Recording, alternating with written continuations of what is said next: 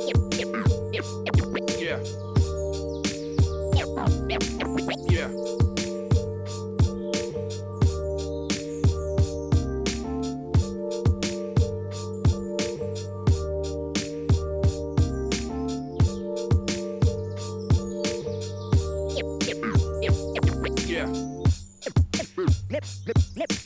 Memories. Memories.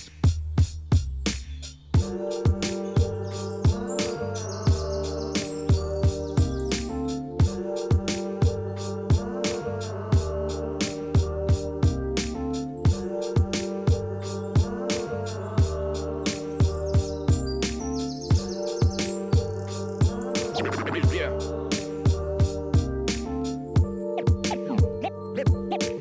Memories. Memories.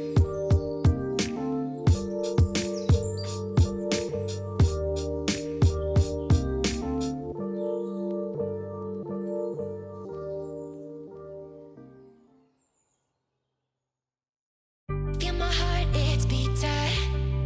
Oh, my body's breathing. It's just you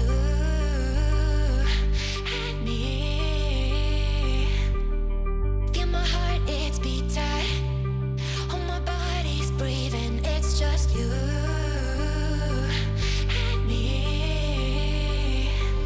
I'm so caught in this, we're so lost deep in it, can't stop. I'm forever the one you call. Let's free fall. I'm so caught in this, we're so lost deep in it, can't stop. I'm forever the one you call.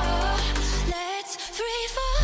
Let's free fall. Let's free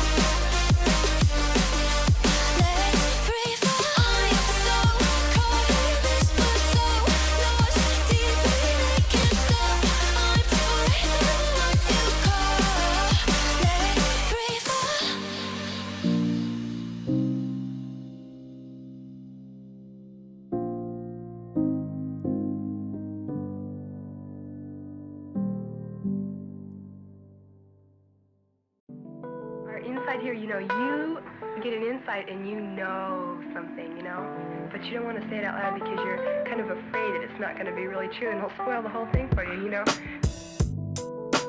But when somebody makes you say it, then, and it's true, then it just makes it more beautiful of a thing.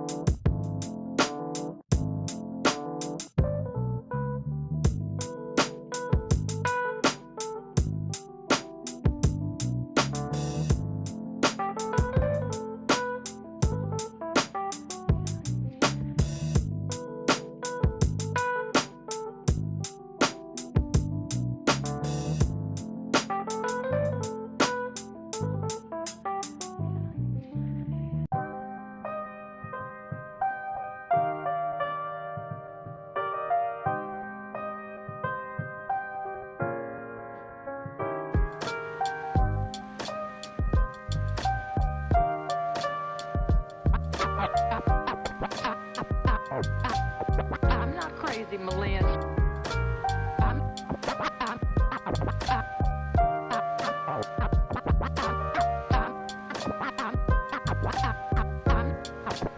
I'm not crazy, Malin. I've just been in a very bad mood for 40 years.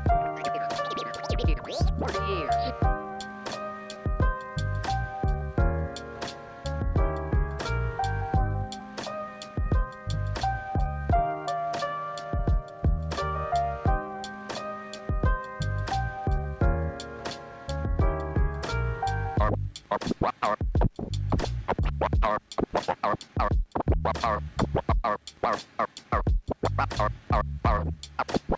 Carpe diem.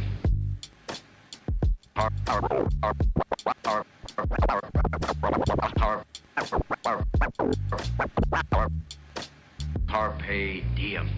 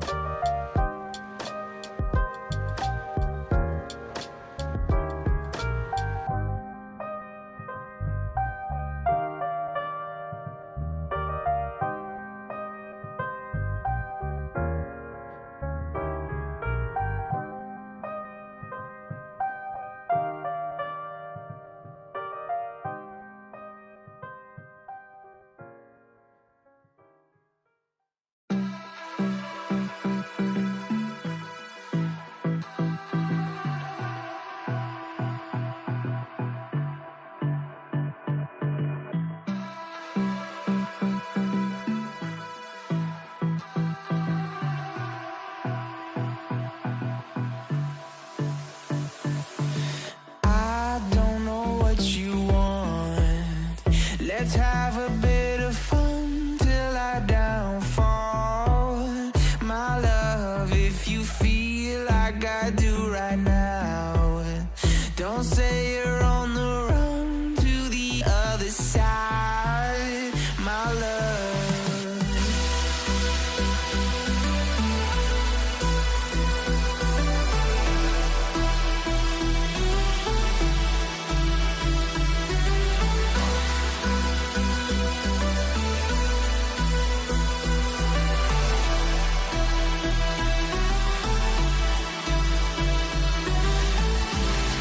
You say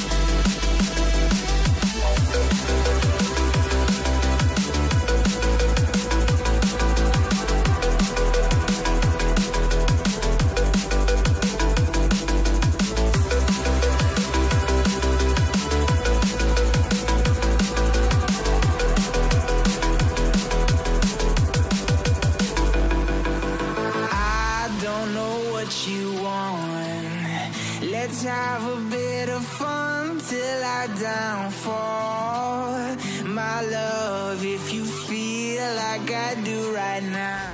Welcome back. It's a brand new season of CGL. This is just an absolute treat. These players are so damn good. The talent on these teams is undeniable. Everybody on every team right now is making plays. It's going to be an exciting start to the season, and it'll just get better from here on out. We're about to step to a whole new era of Overwatch esports. So much exciting action is happening here on CGL that you do not want to miss. Look who's starting it all off. It's Raven. No one necessarily figure out what is the right way to go just yet. What a nice roll through from Peyton. It's just going to solidify everything for Mythos. Does come back, and Arsario gets the mech, but I don't need a mech. I'll kill 4 anyway. This is just a highlight reel for Arsario right now. They're making a statement in the EU Masters here. This patch is still incredibly fresh. There's so much to learn, so much to change about the way we play the game. SKC, but the shatter is colossal. Let's get it going. Trades keep coming through. Laura, is he going to be able to find these shots true? Idu on the overclock with 2. Here comes an Ambulate, immediately goes back to fine skills, slicing and dicing their way through 2, 3, so back and forth.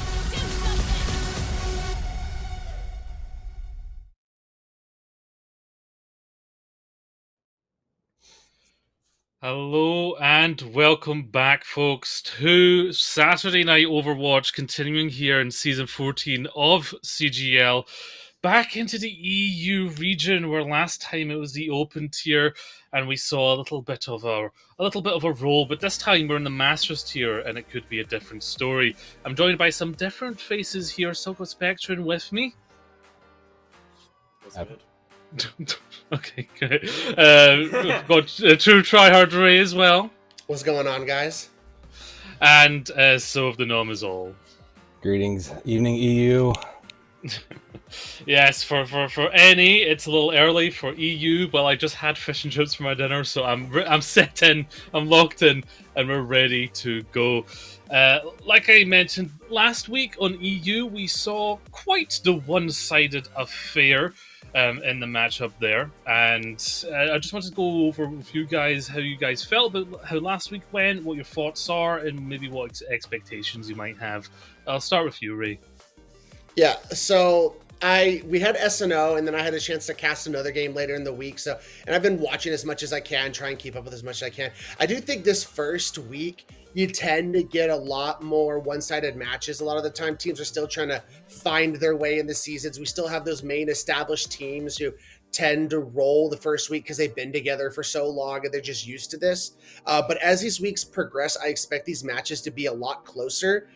So we're going to see, but it's still early and teams are still navigating CGL for this season. And we got a new patch, so who knows what happens.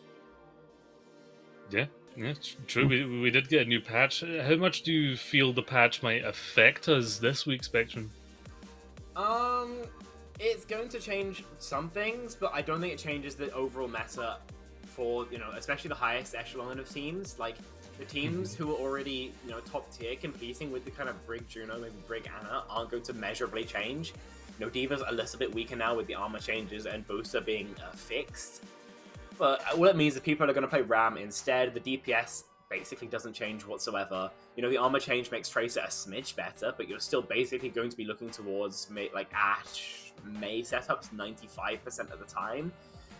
I think for like some of the maybe weaker teams who might end up running out on like a Hanzo or someone else who got measurably changed in the patch, it might matter a smidge more. But 9 times out of 10, I just think it's a bit of a nothing burger patch, really.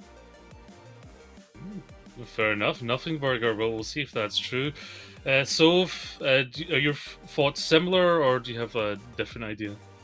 No, it's hard not to echo their sentiments because a lot of those tend to ring true. Like Spectron said, like a lot, this was really just to kind of keep Diva in check in a lot of ways and really kind of, just keep a lot of these really out of control tank players and things like that in check. But I don't think that means that, we're locked in. We're not necessarily locked into that. We're still going to see a lot of D. We're going to see a lot of Ramatra. But I do think that it gives just enough flexibility that maybe we'll get those like specialists, those kind of one tricks, a chance to get a little bit more impact in a lot of this because like Spessatron said, like at this level, like we're probably going to see most of the same high tier picks, but there's also a lot of those oddball choices. So I wouldn't be shocked if we see something like your Tracer One Tricks really shine, where a lot of teams will kind of push that May. Can I float an idea out there? So Yeah, we're go for not it. in like the open tiers, right? So we're not at the top tier where like they will stick to meta and they're going to play what's best. We've dropped down to Masters. So that's where you can see teams put a little bit more of their flair into it. Yeah. I want Moira. Moira got buffed. I want to see a Moira, baby. No, Ray. Respectfully, Ray, why would you ever play Moira? Heroes No, not even. Hey, you No, never Ray, know I did in the- CGL as you get to the lower and lower tiers. No, Ray, I did the Masters game, you know, in the midweek with Big Sam, and it was basically the same as the top tiers with a little bit more flexibility. We did see a lot of Venture, though, which I think is where you'll get your interesting choice, is they flex a lot of Venture. So I do think that when you look at, like, stopping things like that, Venture is probably going to see a little bit. Maybe I'm some just stocks. saying, smugness will be there if we see a Moira today. That's all I'm going to say. That's, you know what, you will have earned it, for sure. Well, there's If Moira plenty of works, If we time. see a Moira and it doesn't work, then I feel like we're flipping this script the other way. No, I still get the smugness for seeing it. You guys could be like, well, it didn't work. I'd be like, fine. He's just but it was still calling there. Moira existing. That's it. Yeah. Well, there's plenty of time to see if we will see a Moira today, as Saturday Night Overwatch is just kicking off. Of course, we're starting here at EU. Later tonight, we have NA. So we've got 2 matches here, and plenty of time to see Moiras, plenty of time to see what specific compositions are going to get what impacts. So after this match, you know, get a snack, come back later on, because at 9:30 Eastern, you're going to have Shikigami up against okay, a bot to you by Fiat 500 #ad. But here in EU, it is the real Eclipse versus the Gambit. So those are 2 teams that are going to be battling today. We'll get a little bit more in depth with them later on. But personally, before we get to that, I'm hoping it's not a stomp like it was last time. I hope we get a little bit more time with both of these teams to really see their character and see where they shine. However, we might see where they don't shine, because we have a little bit of a preview of one of CGL's best pieces of content, in my personal opinion, Lowlights. So we'll have a little preview for you now about what you can see in Lowlights this season. The Fran POV is so depressing. Like, come on, just stay in cover. Please stay. I'm begging you to stay in. Never mind. Okay, there it goes. All right, Zach, whatever you say, bud. Hello, gamers. CGL Lowlights is back. Yes, it's season 2 with me, Leg Day. And today we've got Oops All Vibes versus Meliora. We're starting off the season well. Everyone's got their names in the overlays. Hooray. Oh, Ben has actually managed to isolate themselves right here. It's okay. They're coming back. Surely the Baptiste will pay attention. Surely the Bap will pay attention. Never mind. We tried. Attempts were made. Oh boy, wait, what just happened? How did bro die that quickly? What's he doing over here? Where are the heals? Okay, the heals are they being eaten? Is bro just catching is bro just catching all the headshots? Where does health go? Oh, there it goes. Yeah, it must have been headshots from a May. Well, this is so sad. The Fran POV. Oh, I love the pure joy in the voice of Leg Day as they go over all those lowlights. Of course, hopefully the teams don't experience too many lowlights in these matches, but it does mean that there can be some great content. Talking of content, though, it's time for our game of EU, and therefore I'm going to hand it over to Sov, who will be running us through what we'll be playing today. All right, nerds. I hope you've been listening. I hope you've been studying in school. We're playing a little game this week called Language Barrier. It's really simple. You're going to hear a voice line, and it's going to be in a different language, as if I were to have changed the language of the game. You will hear this one. I'll give it to you. It's going to be Heroes. It's going to be Ultimate Voice Line. So you're going to hear the clip. You'll hear it a couple times. You need to tell me what hero is it, and for a bonus point, if you can tell me what language it's in. If you want to grab a piece of paper, if you got a whiteboard, make life easier so you can do that. But I'd like to see if we can. If not, we can just go down the line. But it should be nice and easy. Hopefully, we've all studied our world languages. This is EU. You all know how to. You've all at least heard these languages before, unlike me and Ray. So I do actually expect Ray might be at a bit of a disadvantage here. Well, I feel on the spot now, but I'm ready to show how little I know. It's okay. The first one is super easy. I promise. Hippie, if you will, give us that first one. Setting me up for disaster. 狐の鍵爪を解き放て Okay. Well, you'll hear it again. You'll hear it again. So your job is to tell me what hero, and then for the bonus point, what language. If you would you please? Do we just like go in order or? Does everybody have paper, or do you want to hold them up at the same time? Is that easy? I have paper. You know, paper. All right, I'll go down the line. Hippie, can you give us the voice line one more time, please, just in case? 狐の鍵爪を解き放て I'll start with our host. We'll start with Gio. Gio, who's the hero? Is it Kerry? Specitron, who's the hero? It's Kiri. Ray. Yeah, that's Kiri. It is in fact Kiri. Now for the bonus question. Okay. What languages it is? We'll go down the line. Gio. Japanese? Specitron. Yeah, it's original Japanese. Yeah, I think it's Japanese as well. It is correct in Japanese. I promise I give you an easy one to boot. Okay. 2 points for everybody. Nice and easy. Right, yeah. We're going to step it up a little bit. It is going to get a little bit harder. There's your easy one for the day. So now we're all warmed up. We're all ready to go. Here is number 2. Hippie, if you please. Morid, morid, morid. That's an alt? That is an alt line. Correct. These are all ultimate lines. Okay. Hippie, if you give it to him one more time. Morid, morid, morid. Going down the line. Gio, who is the hero? Reaper? Specitron, who is the hero? Reaper. Ray. Reaper. It is in fact Reaper. There's good for everybody, good for one. Now here's the question. What is the language? Gio, down the line. I really hope this is right. Spanish? Specitron. Egyptian. Egyptian. Ray. I'm gonna go Portuguese. It is in fact Spanish. Gio is correct. Ah, yes. Honestly, I just didn't want to copy him. I would have felt bad copying him. I'm sure that's entirely not a problem. All right, let's take it up. Let's take it up to the harder level. Here we go, everybody, for number 3. Finisoza! Oh no. That's going to be a tough one. Oh, this is a tough one. Oh no. This is a tough one. We'll give it to you again, and maybe even a third time if we need it. Finisoza! Anybody wanted a third time? Anybody wanted a third time? Will it help? I'm not sure if it'll help, but it'll give me more time. Sure. One last time for good luck. Finisoza! I got a guess. Gio, let's get your hero guess. Anna. Anna, Specitron. Iliari. Ray. Moira. Ooh. You want me to take the languages first before I announce? Yeah, go for it. Yeah, Okay. yeah. Gio, what's the language? Shoot. I'll take Egyptian. Egyptian. Speci. Turkish? Turkish. Ray. Swedish. No points for anybody. It is sojourned in French. Oh, that was French? No, That was I've never French. got that in my life. For our French Canadian. I don't think she's actually French Canadian, but for our Canadians, that's a tough one. Like I said, this can get hard. Ooh. I'll give you some softballs. Number 5. This one might be a little bit easier, but we'll see hers. I'm sorry, for number 4. Let's get number 4 here. Okay.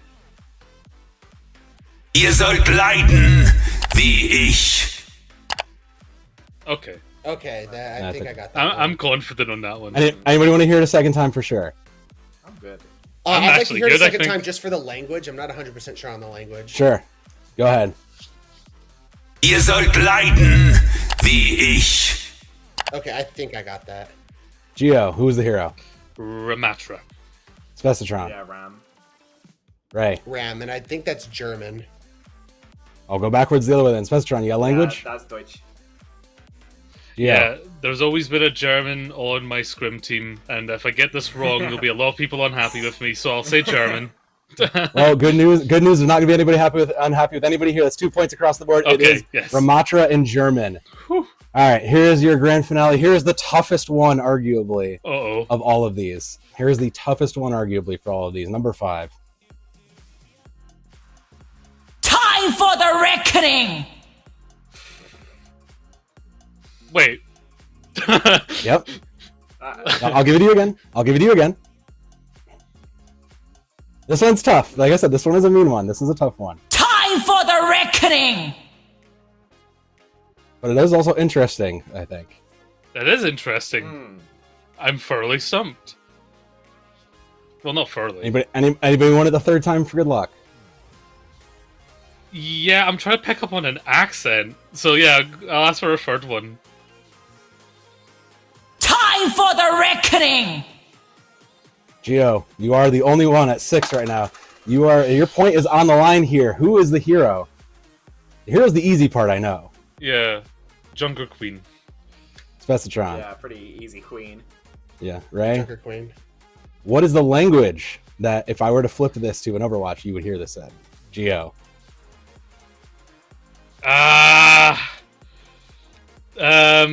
Italian. I have got no idea. Specitron. Chinese. Chinese. Ray. I don't know. I'm gonna go Thai. Thai. The answer was Korean, which means Gio is your winner for the first time, first point of language barrier. That is Korean. Junker Queen actually does that in English, so kudos to her. And kudos to all the competitors today. Gio, you snuck it out with one extra point. Any winning statements for you? Yeah, it just goes to show that I'm more cultured than Spec, and this is now provable by fact. Excellent. Wouldn't have it any other way. Thank you guys, and thank you, Hippie and the rest of the prod crew for help setting this up. But Gio, I'll let you take the reins back from now. So thank you guys for indulging me in my silly little game. No, that was fun. That was actually a fun one. I like that one. I really enjoyed that. I'd love more of that. I want to say, with German, going the Ram was the easiest one because some of the German voice lines sound nothing alike. Genji and Lucio, off the top of my head, Soldier as well. You can't tell at all. Dude, that Sojourn one blew my mind. French was nowhere. Was nowhere near on that. Admittingly, I doubled back for Ram because I wanted to make sure we got some points on the board. I figured we'd get the Kiriko. Reaper was like kind of a up and down. I knew no one was going to figure out Sojourn because that was one that even when I heard it, I was think the only I studied French. I knew this does not work. because they said the same thing 3 times. And Three times, the only one who does that? Yeah. We're gonna give you. I want to look. I'm not mean. I want to give you guys context clues to figure things out. But I figured Sojourn was super mean, and Junker Queen would probably be tough too. So I wanted to give you guys at least a little bit of a softball in the middle there. Yeah, and also I've just received information to call myself out and Spec, who both said it. Egyptian isn't a language that exists. That's extinct. I knew that, but I couldn't remember what the language spoken there was. So Arabic. Hey, all I'm gonna say is the 2 EU guys, one did win, but they both thought Egyptian was a language. Okay. Hey, that's not in the U. It's not in the U. All right, supposed to be more cultured than us Americans, though. Got him, Ray. Got him. Okay, let's bring it from North Africa back into EU, and let's start to hone back into this current matchup here. So, remind you, it is real Eclipse versus Queen's Gambit, and we had a little bit of a chat there with the Queen's Gambit side. So, we're going to hear from what that interview entailed and get a little bit of the player's perspective before this match begins. Hey, what's going on, CGL fans? We are back at it again for another pre-match interview. I am here with Weo from Queen's Gambit. How you doing today? I'm doing good, thank you very much. Yeah, so got a big matchup this week. How are you feeling about your guys' matchup today? This coming it's tomorrow. Yeah, against Real Eclipse. I'm feeling very confident. We played really well versus play group last week, so hoping we keep the same form. Yeah, so the big thing we've been talking about this week with a lot of these interviews is we had a new patch just dropped on Tuesday. You're telling me you're a flex player, but you do tend to play tank. A lot of tank changes. How's your guys' team feeling about making adjustments with the new patch? I mean, we basically like 1 or 2 trigger comp anyway, so it doesn't really change anything. Like, we can run anything, but we normally just run this one comp, which is still viable, so it won't change anything for us. I see, I see. So, you know, the fact that so you guys kind of like London Spitfire in a bit. You guys have a couple of compositions that you guys are just really, really good at, and you just feel like you can dominate with. Yeah, it's mainly because I am very flexible on the tanks I play, but the team is intended to play one or two comps from the start, so we just practice those comps and we're really good at them. So, yeah. Yeah, that's really interesting. I mean, just a little bit of question about your guys' team dynamic. Whenever you guys get into super stressful situations, given you're the tank, are you the one who tends to be, you know, trying to calm everyone down, making the right calls, and trying to move everyone forward, or do you have someone else on the team who's good at that?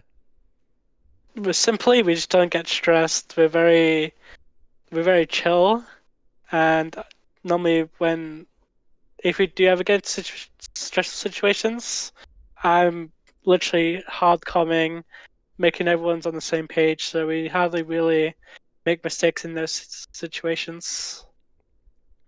Yeah, that is awesome. Well, that's going to conclude this interview.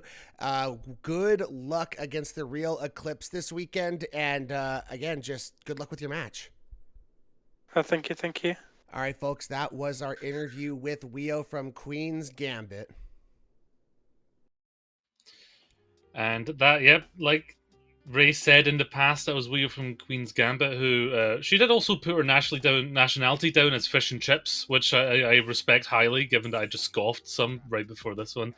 Ray, what's your main takeaways from talking to Weo?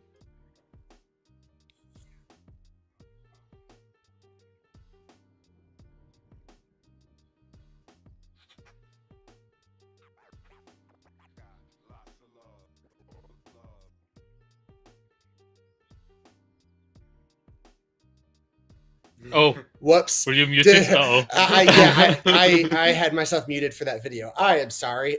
Basically, this team is very confident in their one or two compositions they run, and I saw that they play Wrecking Ball on the team sheet. So, not a lot of teams play that Wrecking Ball composition. So, if that is something we might see, I'd be very curious because it's a very team-centric composition. Everyone has to be on the same page and going in at the same time with that Wrecking Ball for it to work perfectly.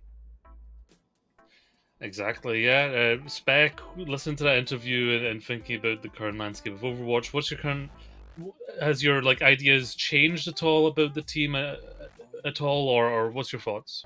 Not really. I mean, they mentioned their two comps were still competitively viable, and you know, I think you mentioned, Ray, that even though she does play some Wrecking Ball, I just think the character's in a pretty poor spot right now. I mean, even like a lot of ball specialists either aren't playing the game or aren't trying to force it right now. Chasm's quit.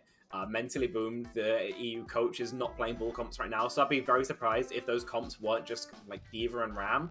Between those two, you can pretty much play every scenario in the game. You know, Ram's viable everywhere where you don't need to access the verticality, and when you've got a D.Va, you can get even that. The Juno break backline essentially functions the same for both of those. It's just so all-rounded right now that I would be very, very surprised if they played towards pretty much anything else.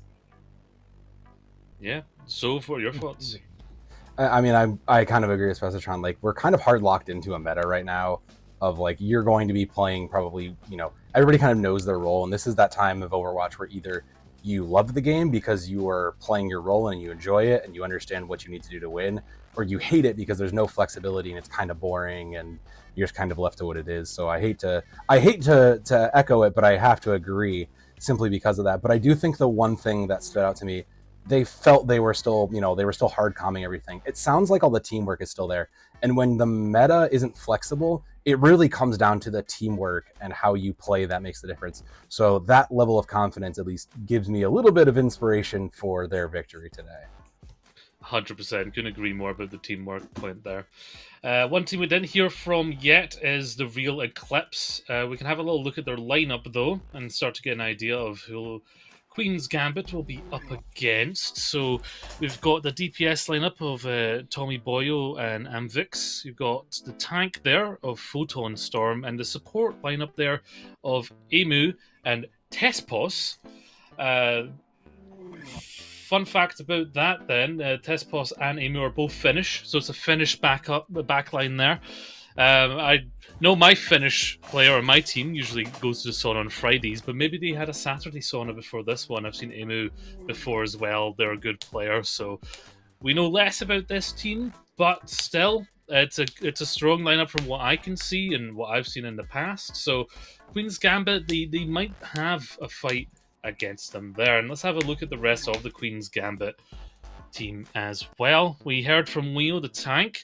We've got Atlas and Meow there on the DPS lineup, and you've got the supports there of Vincho and Nuggy. Well, Nunji's there down as a DPS, so maybe a flex player then. I'm not sure. Yeah, so these are the two teams that'll be facing against each other, and now let's have a little discussion then on what do we think of both these lineups right before we go to Preds. We're not going to talk about Preds yet. What do we think about these lineups? Sorry, that was an open-ended question. We'll start with Soph. I was waiting for anybody to jump in. You noted that one of the DPS players is switching over to support, has to cover, be it because they need to, there's a fill, whatever. And that kind of stuff always gives me a little bit of concern. Yeah, we're at Masters and above. We're at the player where, like, you should probably be able to competently play most of the heroes you play like that. But that still is like a mentality difference, right? Especially in Overwatch 2. DPS players, you're really more focused on completing those kills versus that backline, where a lot of players, even at the Masters level, still don't fully grasp, who do I need to protect in the moment, or what is my priority target? Do I need to be applying damage now, or do I need to be saving my tank? And given that we're in kind of this sustainy point where we're looking at, Diva, Ramatra, stuff that has escape buttons paired with a Mei, I kind of feel like it becomes even more important in a lot of ways that you have someone who's used to playing support, who really knows how to make those snap decisions of what's the most important thing to do. So I'm a little concerned on that regard. Well, let's have a look then at what we're all thinking in terms of the teams that are going to win it. Starting out there with the Fates and what they say. The dice rolled today that the team of... drum roll. Yes, so the dice rolled 3-1 for Eclipse, actually.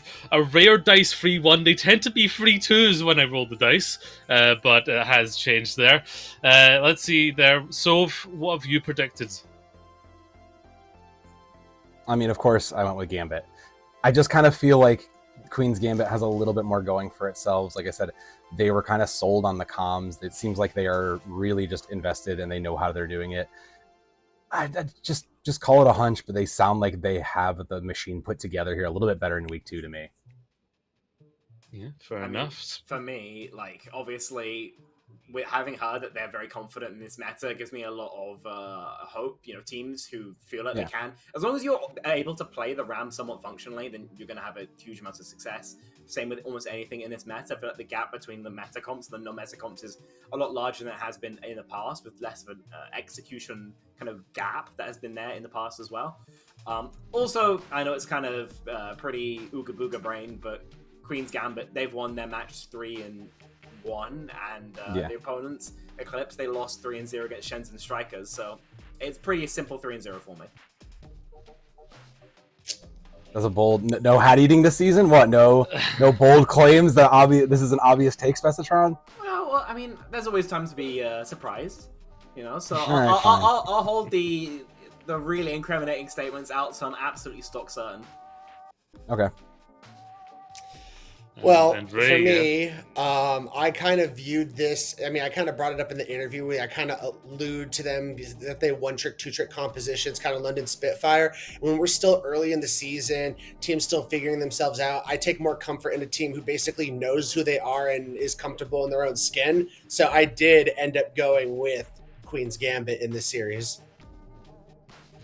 Okay, yeah, all 3 of you are wrong, but that's okay. Obviously, the dice have told you you're wrong, but we'll find out. But yes, a lot of confidence there coming from and going towards Queen's Gambit there. So Eclipse, they're going to have to come out big here and fight against that. Let's have a little look at what our casters have predicted. Our casters, they're being... in the Fletch and of course Megalas. Let's start there with Fletch's prediction. Also going for Queen's Gambit, another 3-1. That's confident there. Let's see if I'm the only one going for Eclipse. Let's see what Megalas has predicted. I have a feeling, Gio. You leave it to the dice and you're gonna get burned. We're in anticipation here. Drum rolls. Let's see what Mega Lasses went for. Okay, alright. Fair enough. Okay, you know what? When you guys are wrong, and at the end of this one, Eclipse win, I'll be here to accept everyone's apologies. Hey, you won't get apologies if we see a Moira. Even if I lose my pred, Moira was still there, and you will not get an apology. Right out in the side bets for Moira appearances. Exactly. I got my but see, now app out. The CGL but see, now you've ruined it, folks. No, use them CGL tokens to do that. Exactly. But see, now they've been watching. Like, now they're probably stoning in, so now they're gonna do it. Even if they're like losing hard, someone's just gonna like, let's just go to Moira for the lull. So you've cursed us all, Ray. You've cursed us. Hey, if the teams are listening and they want to do that, hey, that's up to them. Fair enough. But yeah, lots of confidence there for Queen's Gambit. So Eclipse looks like they're the team, the underdog, that need to really dig their heels in here and prove themselves. If they're able to take out Queen's Gambit here, or at least give them a competitive matchup, then they'll do a lot for their long-term aura in this matchup. But let's have a little chat then and maybe discuss those predictions with our casters. So let's hear from them. It's In the Fletch and Megalas. Well, how are you guys feeling? Hi, how you doing? I'm feeling pretty good. I'm getting ready to go, you know? Saturday night Overwatch. You gotta love it. Yeah, absolutely. I want to give a little caveat to my pred, just to say. I predded Queen Gambit purely out of spite, for the fact that Eclipse filled out their team sheet in a funny way. I'd also like to say I've never gotten a pred right anytime I've ever been asked for a pred. So, Gio, it's looking good for That's not... Don't tell us that. Okay. Literally all of the desk voted with you. Don't tell us that. Listen, either I'm going to be right for once or Gio's got it. Hey, I'm going to clutch it up. I'm going to clutch, what is that, the 5-on-1? I'm going to clutch the 5v1, okay? I'm going to do it. Man, the Genji Blade's out. Gio's ready to go in on 3 HP right now. You know it. I only ult if I'm below half health. That's how I do it. Of course. Did you guys listen to the language barrier there? How did you guys do in terms of like guessing heroes and languages? The only one we didn't get was Sojourn. We were both really on Zarya. Yeah, we thought it was Zarya. See, that's the thing. That was my backup one. If it wasn't, I think I said Moira. Zarya was the other one in my head. Like, as soon as Megalas said Zarya, I'm like, wait, I hear like a faint Russian accent, and it just didn't sound French at all. Like, I didn't hear anything French there. Yeah, I was a bit shocked.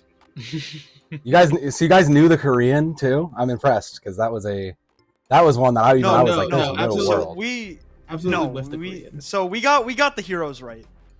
Yeah, of course. I think the only language we didn't get was the Korean, I think, and the French, I guess. Yeah, that would make sense. Like we did pretty all right. We did pretty all right.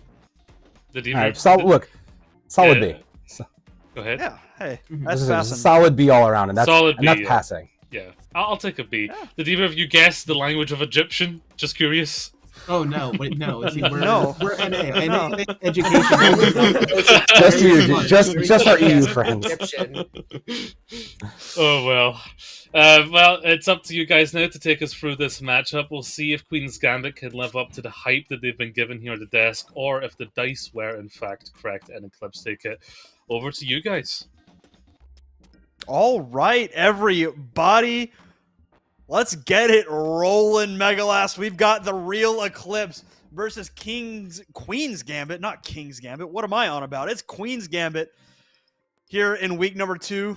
Saturday night Overwatch. You ready to get this one rolling?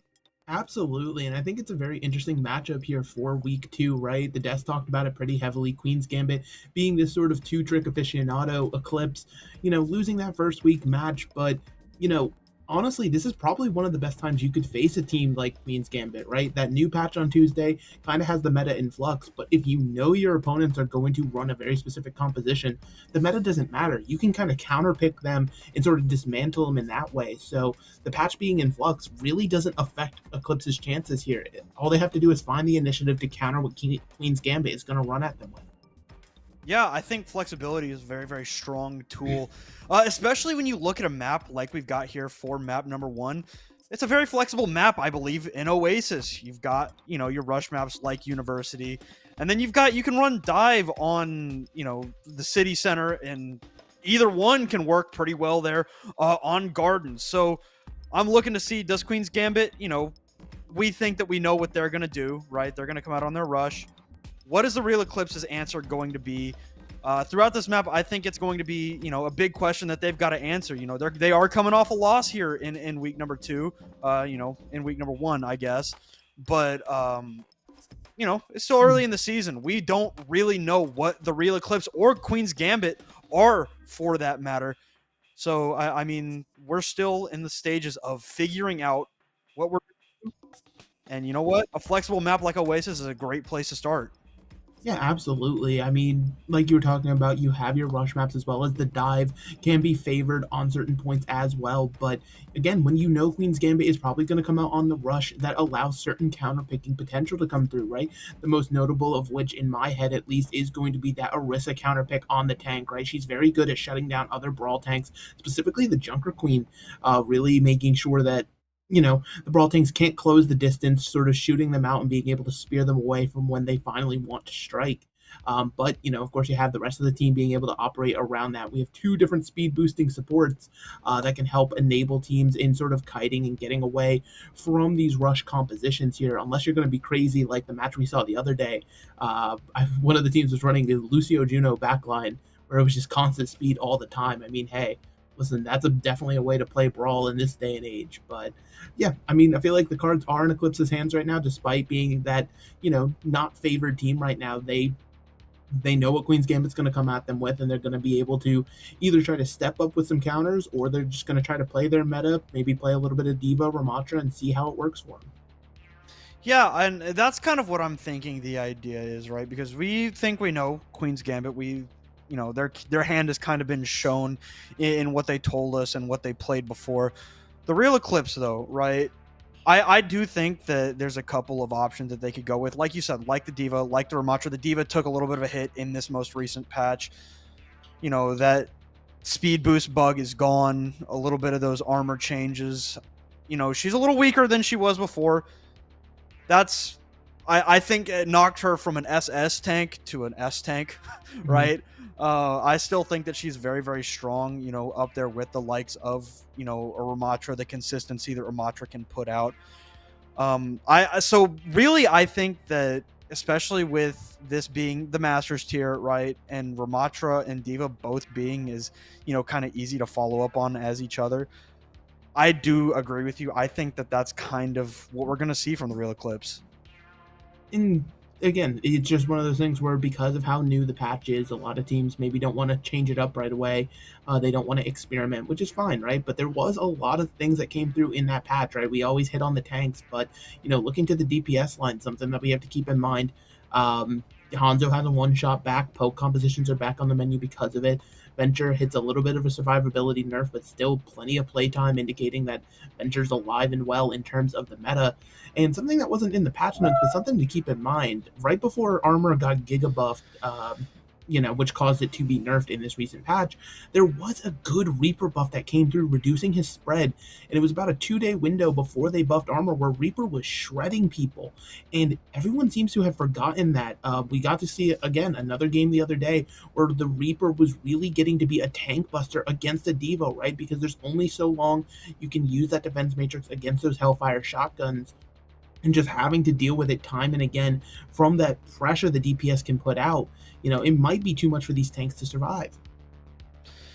I could not agree more, but here we go. Map number 1, the real Eclipse versus Kings. Still not King's Gambit, Megalas. I don't know why you keep saying. I don't know why you keep saying that. You gotta respect. But it's the real Eclipse versus Queen's Gambit here for week number 2. Saturday night Overwatch begins on Oasis University here. I think we know what we're going to see out of Queen's Gambit. Widowfire in on that tank.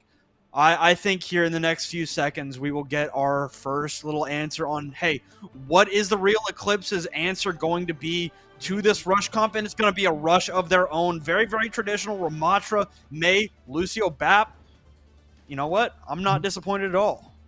Yeah, no, and I really like the May pick, right? I feel like May with Brawl is almost a necessity these days because it's just a DPS that has so much carry potential. Those icicles, that way you can play at range, get some decent shots in with them, as well as the slow back being back on the freeze, able to, sort of isolate targets with the wall. It's just a overall valuable DPS pick that any Brawl tank can make work here. That being said, Queen's Gambit, they're going to go fast because they have the Lucio Kiriko, but once that Cleansing Suzu is out, that's really when a real Eclipse is going to have their chance to strike. All right, here we go. Oasis University, map number 1. The real Eclipse have rotated over to this far high ground, trying to poke down onto Queen's Gambit, who is a little bit worse at that, but Photon just gets pulled in by the Gracie and immediately ripped to shreds. There is an answer, but with a bunch of people right on top of this May, Invix going to go down, and Queen's Gambit going to be able to grab this first fight and the first flip. And it's a beautiful setup, right? They drop, they don't even realize the Junker Queen is beneath them. It's sort of lurking in the back alleys. And now with that extra pick coming through, it's actually on just another reset here for Real Eclipse. They're going to have to wait for their Lucio to get back into the fray. But now this Ramatra comp, it's going to have difficulty pushing in because Queen's Gambit, they're just going to play so proactively, especially with this Junker Queen Genji combo. They're going to be able to get in extremely deadly, extremely quickly. All right, Photon getting in there, trying to pummel down Vincio. Lucio able to slide away, stay alive. Is this Kiriko going to be so lucky? The help is going to come through from Meow, and Photon Storm just cannot live here to save their life as everything is going the way of Queen's Gambit. And it's exactly that, right? Queen's Gambit, they're playing at a faster pace. In Real Eclipse, they don't have the sustainability to live through it, right? Once that immortality field is out, there's only so much healing a Baptiste can do. Neither side has built up to an ult officially yet, but Queen's Gambit definitely has a massive advantage heading into this next one. Gonna have the Kitsune Rush as well as this Rampage before any real fight can ensue. The Bap dropping incredibly low from some Ash shots before being healed back up. That was dangerous. All right, Wall gonna come out there. They've siphoned off Widow's Fire, but not gonna quite be able to follow it up as Photon just explodes again. And Queen's Gambit, it's all red. And they only have to expend the Kitsune Rush there. Absolutely massive from them. And so they have the rest of these tools heading towards what could be their final fight here on the University point. But, Real Eclipse, they're coming into this. They have it. Amplification Matrix, try to make some space, as well as their DPS ultimate that definitely can put in work. But they just have to, find an opportunity to go first or negate the value that Queen's Gambit is going to find with their ult. Fire looking for the Rampage. Hits 5! And there's no sound barrier from Spobs. The immortality field comes out, but it's not going to be enough. Widowfire rips through 2 with the Rampage. Make that 3. Meow cutting Amvix in half to conclude a dominant University win for Queen's Gambit. Yeah, that 97%, that sound barrier was absolutely needed there for the Junker Queen Rampage. Like you saw, it connected onto 5. Just absolutely applying that anti, not allowing anybody else the chance to even live through that. And I mean, this is what we expected from Queen's Gambit, right? We knew they were going to come out on the Junker Queen. They were going to play fast, aggressive Overwatch. And, they executed it to perfection on the first round. But, like we were talking about leading into the match, it is going to be on Real Eclipse to try to find these answers in these setups, right? Queen's Gambit is obviously not going to just let them in, give up their control over the gas pedal. But, only time can tell here as we're going to peek at the scoreboard. Only a few elims racked up for Real Eclipse in that one. But listen, you got to just shake that off, go to the next one where they seem to be piloting a dive composition. I like this a lot more. It's going to be harder to put some pressure onto Amvix on the Pharah here. So it's really going to be on Atlas to try to step up. All right. Putting this rocket launcher to use as we get into Oasis Garden here. And there you have Atlas finding the opening pick onto Amvix, just like you said they needed to. And Queen's Gambit, one more time, a very dominant fight win to start the map out. Yeah, the dive, unfortunately, it took control of the high ground, but then they didn't really they didn't have an opportunity to play sort of any passive cover there. So that Ash Dynamite, as well as just the raw headshots, able to rein in and be followed up by the rest of the team. So heading into this next one, lacking positioning now, Real Eclipse are going to have to engage in a few soft dives, just sort of push Queen's Gambits back, make them respect them a little bit before they can secure where they want to play. High ground control now for Photon Storm. Drops down onto the Genji, tries to find Meow out. Gonna be able to drop the Genji early, but there's a trade for Amu. Widow Fire in the back line of the Real Eclipse. Absolutely going ham, ripping through 4 in that back line as Photon Storm it just looks and sees the corpses of their teammates as Widow Fire gets the ace. Yeah, Photon Storm unfortunately hesitating there ended up being the downfall of that fight. You know, you saw it. Widowfire was able to just do far too much, and now extra picks are coming through the standing still. God. You have to respect Queen's Gambit. You know they're going to push up like this. Their aggression has been unrivaled so far. And so far, Real Eclipse, you know, they're not making these decisions in the moment. They're just hesitating, and this hesitation is costing them severely, Fletch. Trying to find something to jump on. Photon Storm trying to get into the face of Widowfire. It only hits 2 this time. It's cleansed that Rampage. Widowfire kind of stuck in the mini health pack area. Not quite going to be taken down as Photon goes in, but Widowfire does not leave the backline here of the Real Eclipse. More than confident in this damage that they can put out. They will not go down, have less than 20 HP, but just refuses to die. The Queen reigns supreme. Yeah, that lack of focus fire, that's absolutely tragic here. And now it is just sort of a victory dance for Queen's Gambit. Nobody's going to be able to make it back to this point, as you're seeing here. The Blade and Spawn, just a cherry on top. And yeah, Queen's Gambit, we knew they'd be strong, but just being able to shut out Eclipse like that, not even give them a chance. I think that there was maybe 2 elims in that entire map. I mean, yeah, that was just an absolute masterclass of the Junker Queen. Make it 1, make it 2, 3, 4, and 5 on this play that we're seeing in the play of the game. But my God, there was just nothing the Real Eclipse can do. Yeah, I'm at a loss. Again, it was just they hesitated a lot, regardless of if they were on the brawl or the dive there at the end. They really weren't fully committed to anything that they were doing, and so it cost them time and again because they, you know, not being able to react, not being able to go in or find your advantages. You know, that's what dive is all about. If you really think about it, you have to basically time your opening, find it, and then get in there. But just not being able to come through on these kills, it just really created a tragic situation for them. So now they have to look forward to this next map, and I mean that tells you everything. That scoreboard tells you everything. It's 30 LM Junker Queen. God. Oh, we'll get a quick look at Wio's stats personally, but I mean the scoreboard tells the whole story. I mean 30-0, 16 final blows, 200-0 for Queen's Gambit. Their cards are on the table, Megalass. It's up to the Real Eclipse to read them. I mean, I don't know what else to say at the moment, but I mean, this Junker Queen, when you have a team in something like the Masters tier, right, that is just so committed to one comp that they don't have to conform to any kind of meta, I think that makes them very, very scary in a spot where the meta doesn't matter as much, right? And we saw it right there. It's like the Real Eclipse, you know, they have the right idea. They know what should be happening. It's execution where it's falling short. And because Queen's Gambit has that execution down to a T on the Junker Queen comp, it's just hard to keep up with that gas pedal down to the floor. Yeah, and again, it's got to be about countering out the composition and just removing that sort of fear. You know, you got to be the team that's like, all right, we're going to be the initiators here. We're going to go first.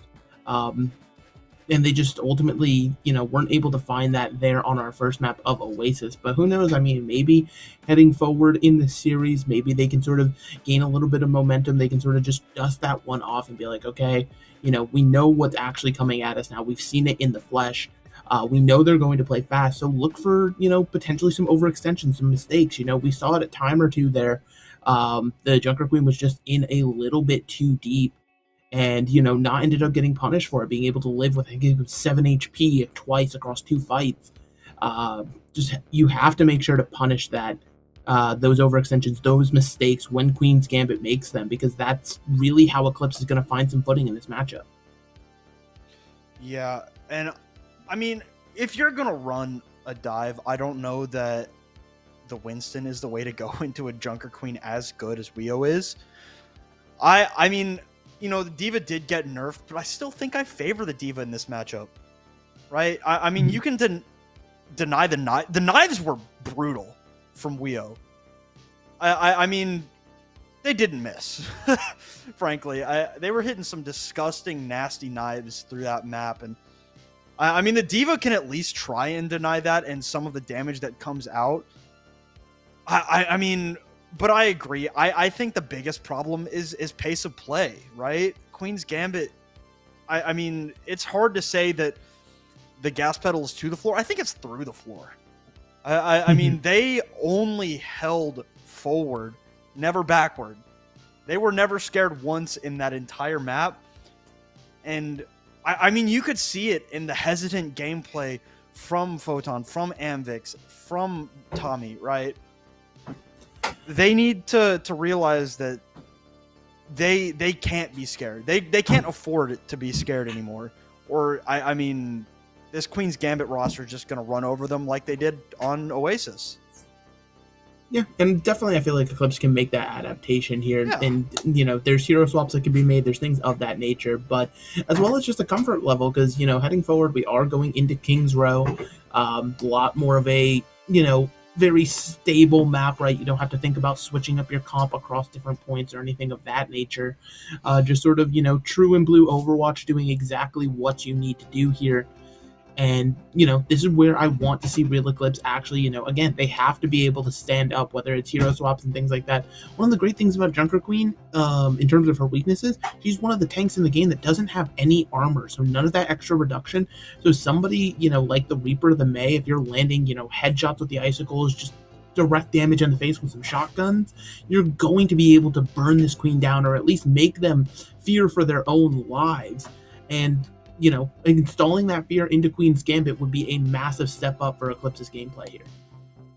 All right. King's Row, yeah. I mean, we know that Photon likes the D.Va. He said that D.Va's his most played, his favorite hero. Do they make the adaptation here as we get into King's Row? Our answers will be shortly here. They're going to commit to the Winston coming out of defender spawn as Queen's Gambit are hovering a proper dive comp with Nunji and Vincio. Vincio was on the Brig. I'm curious if Queen's Gambit comes out on this. But the real Eclipse, they're going to commit to this. And genuinely, I am kind of curious, about this this Juno for the Winston comp. I'm not sure if it fits as well.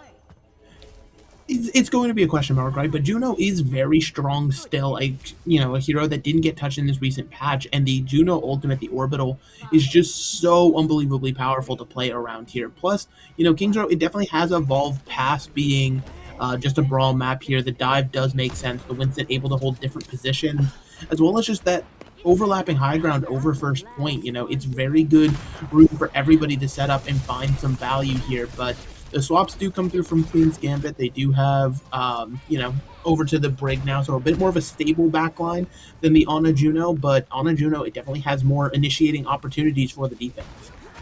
All right, here we go. These Winstons battling it out around the Mondada statue there. Photon going to try and deny this high ground, but the counter dive from Weo is good. A massive anti-grenade from Emu, but is that going to be enough to keep them in this fight?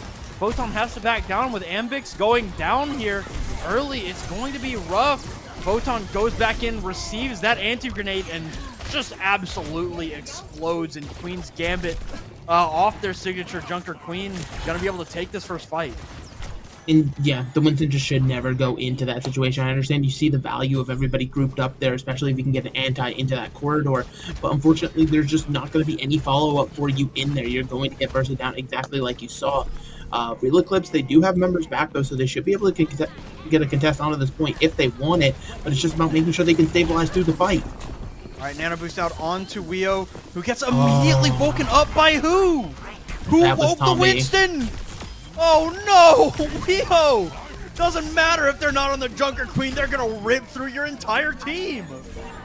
Oh, Tommy's going to be thinking about that extra ash shot. That was just definitely a reflex there. Shooting at something that already was slept. You hate to see it. And now with just a Nano Boost, Queen's Gambit able to get this payload rolling and get some momentum moving. Real Eclipse, again, they find themselves just a little bit behind in the ult bank. Nothing too major yet. They're going to be able to potentially engage with their own Nano here. But Amvix, again, on this Genji is being found out by the Winston. The Real Eclipse, they need to take a couple steps back. They're already down 2 and the fight hasn't even started. Make that 3. Just like Bob is gonna come in from Atlas, and they're busting a move on the cart here from Vincio. As I mean, the Real Eclipse are just being shoved into a locker right now. They're being shoved into a locker. The locker. I mean, that's just the best analogy ever. Real Eclipse, though, finally have an ult advantage, and this card, they still have plenty of time to get a good fight on point B. It's just about taking these slow, methodical angles right now, just trying to make sure that they push Queen's Gambit out, don't allow them another chance to be aggressive, and just finally being able to find their opportunity, but they're getting pushed. All right, Photon Storm has this Primal Rage, but doesn't even get a chance to use it. I mean, the fight is over as soon as it starts for the Real Eclipse. I mean, Queen's Gambit is just unstoppable. I mean, 2 Winstons just absolutely tore apart the entirety of Real Eclipse. Photon jumped forward in a 1v3, hoping to probably pop the Primal, meanwhile leaving the rest of Eclipse to deal with 2 Winstons because of that duplicate from Meow. And now, it's just more and more picks, Fletch. The fight doesn't ever end for Queen's Gambit. They just continue to go in as Photon pops the Primal Rage for no apparent reason. I mean, it might just be a survival-based thing at this point. Photon went in with it. Atlas gonna be able to rip the head off of Spobs, and I mean, right now, the Real Eclipse, they just don't know what they want. I mean, what they want is hopefully going to be a Nano Blade here, but the On is dead. The Nano comes through onto the Winston on the other side instead, and that's just another fight done here. Will there even be a touch here with the Nano Blade or the Bob? They've got ultimates here. They need to use them. They just have it. They've just been going down too fast to use the ults. Nano Boost, Dragon Blade, Amvix comes in, takes out 1, gets slept. Gonna get woken up here eventually, but Bob and Primal Rage in the backline are gonna be enough to keep this fight rolling as Nunji just drops the nade. And even with 2 picks to start the fight, Queen's Gambit does not relent. Real Eclipse, they're waiting so long to pull the trigger on some of these ultimates. They're trying to find, it feels like perfect timings for them, and it's just leaving them so vulnerable, so weak to these approaches here that Queen's Gambit have been doing, who again, regardless of the comp they're on, they switch from Junker Queen to Winston, they're still fully with their foot on the gas pedal, not letting up, because they realize Real Eclipse is not going to be able to respond. And I don't know, right? Queen's Gambit right now, they look unstoppable. They are just on a completely different level right now. And sometimes it happens as the Real Eclipse, finally, I really do prefer this D.Va look. If they're gonna commit to this on a Juno backline, I prefer the D.Va. D.Va, even without the Giga Speed boost, just flying at the speed of light stuff that got nerfed recently, D.Va just gains so much more from that hyper ring. So I really do like this switch up if they're going to commit to it. I like that. The other switch up I would make is probably Amvix off of the Genji over to something else, right? Because realistically, even if you're going in with Diva, you know, the Honor Brig is too well protected. The Winston's not something you want to jump into, and the Ashe is most certainly playing within ranges of the Honor Brig. So, like, the Genji can't exist as a solo agent like you'd want your flanker to here. Potentially something like the Tracer or the Venture, where you have a bit more escape ability, could be massive. But, no, they seem to be synced up, diving together. There's the engagement. Amvix receives a shield bash to the face from Vincio. Photon able to stay in this mech despite going quite low.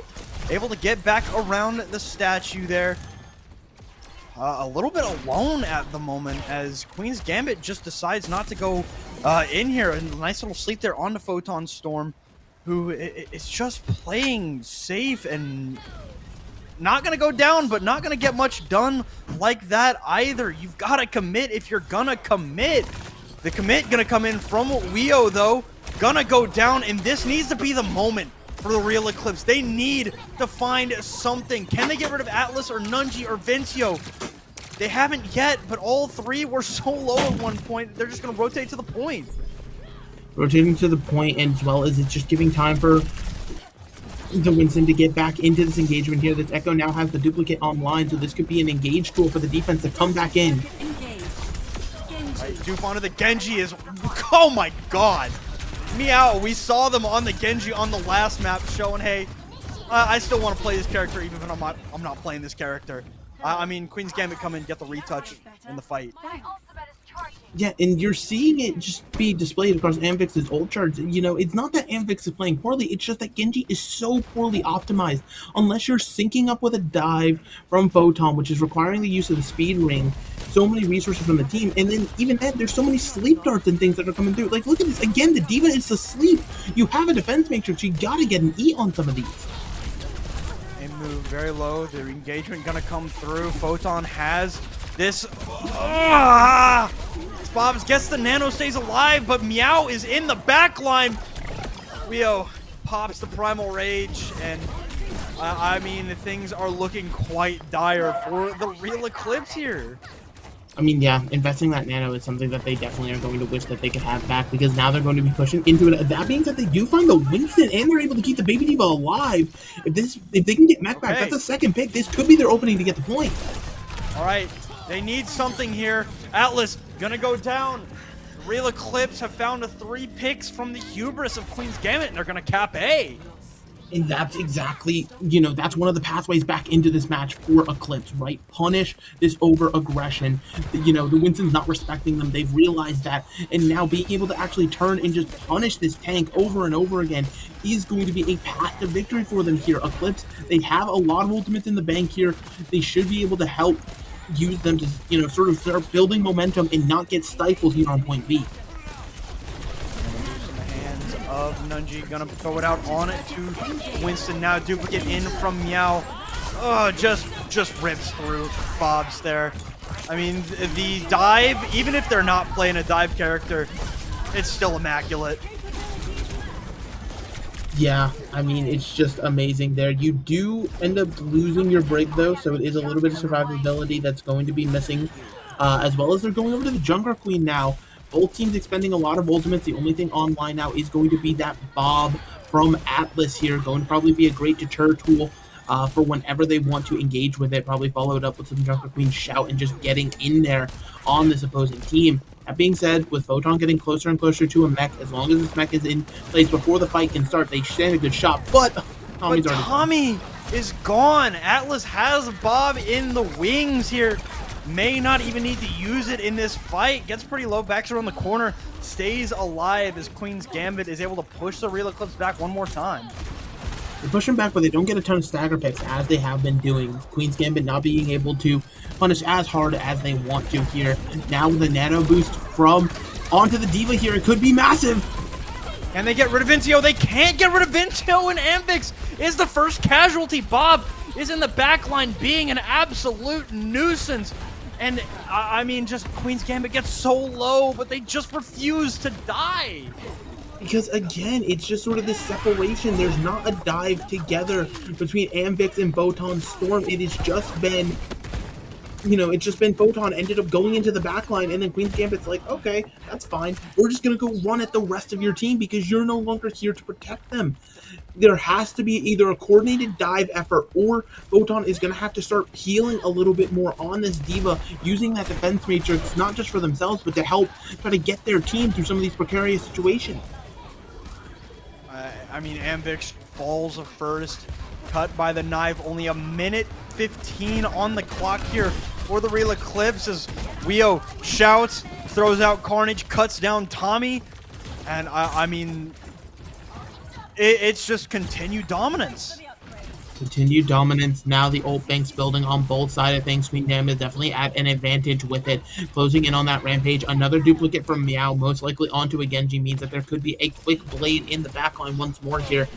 Again, real Eclipse, they're going to have to turn and find some way to get in. Spobs needs to stay alive here if they can. They might be able to win. Rampage going to come out and hits or there, and Weo. Oh my, this is picture perfect Junker Queen.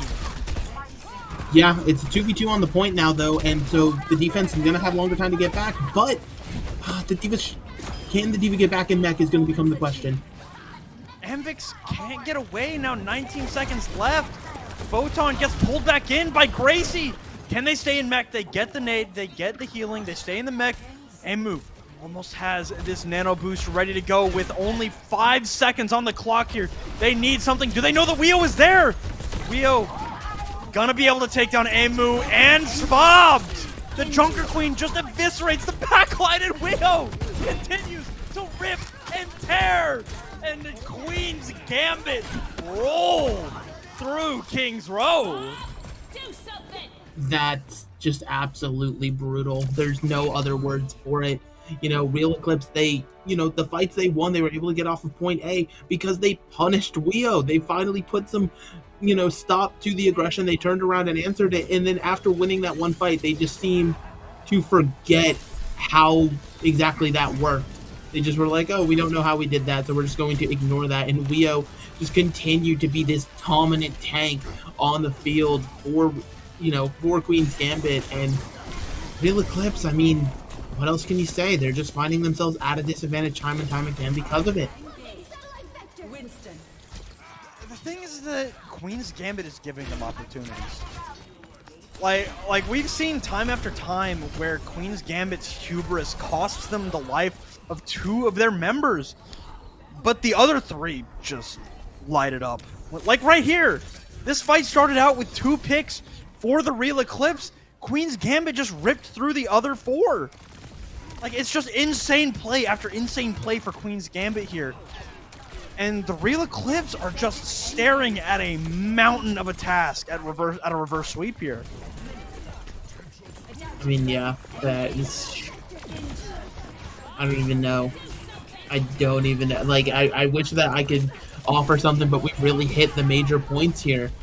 There has to be this wake-up moment for Real Eclipse where they start punishing Weo on this, super aggressive angles that they end up taking here. You remarked on it, that final fight, the Junker Queen was in the backline here, and it seemed like Photon or nobody else on Eclipse had the even indication that a Junker Queen was there.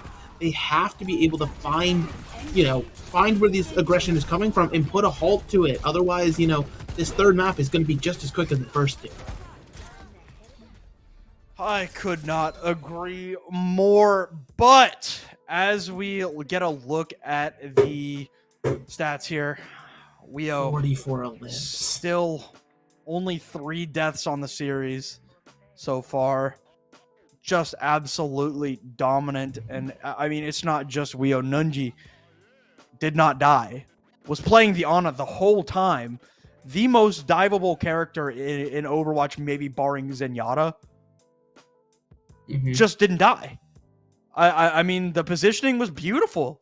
And the peel from Vincio, whether it was the Brig or the Lucio, I mean, they were on another level. 10k healing, almost 5k damage.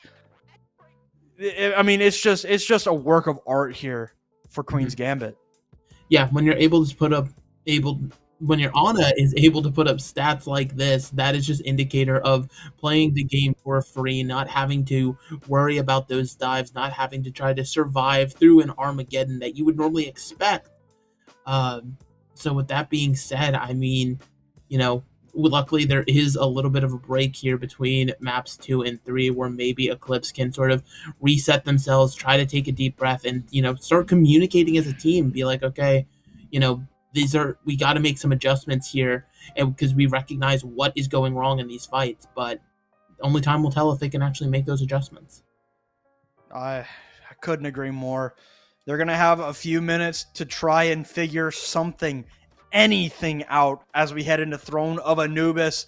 But for now, we'll take that quick break and we will be right back with map number 3 of Saturday Night Overwatch. Stick around.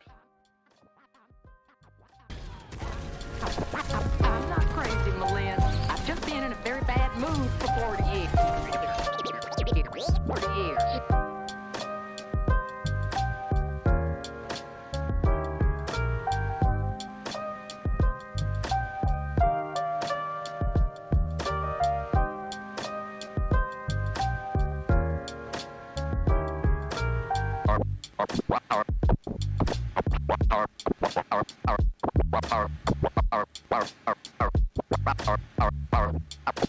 Carpe diem.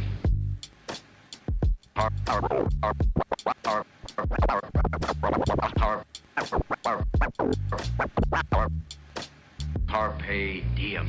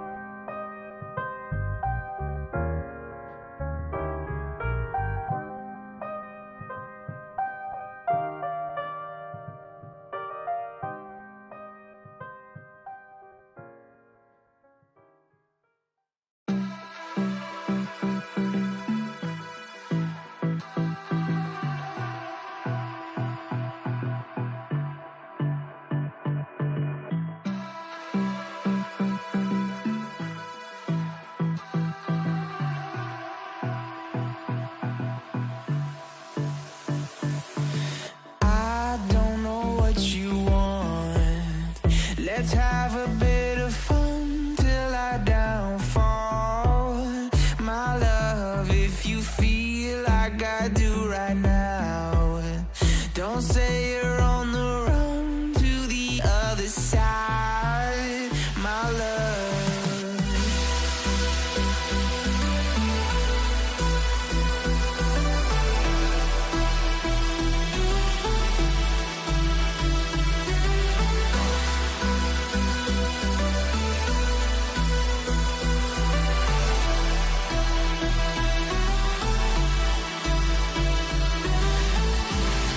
You say you wanna try, but you never do. Sugar, there's a reason why we lose. You say you wanna cry, but you never do. Sugar, there's a reason why we lose.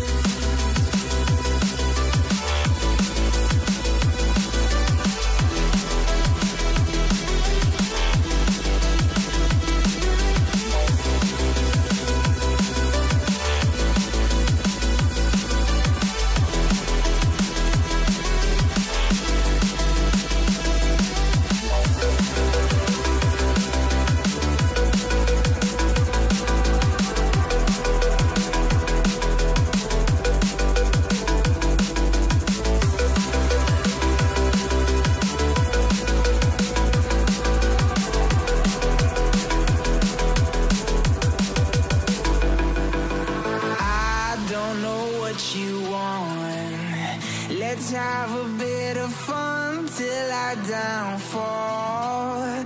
My love, if you feel like I do right now, don't say you're on the run to the other side. My love, you say you wanna try, but you never do. Sugar, there's a reason why we lose.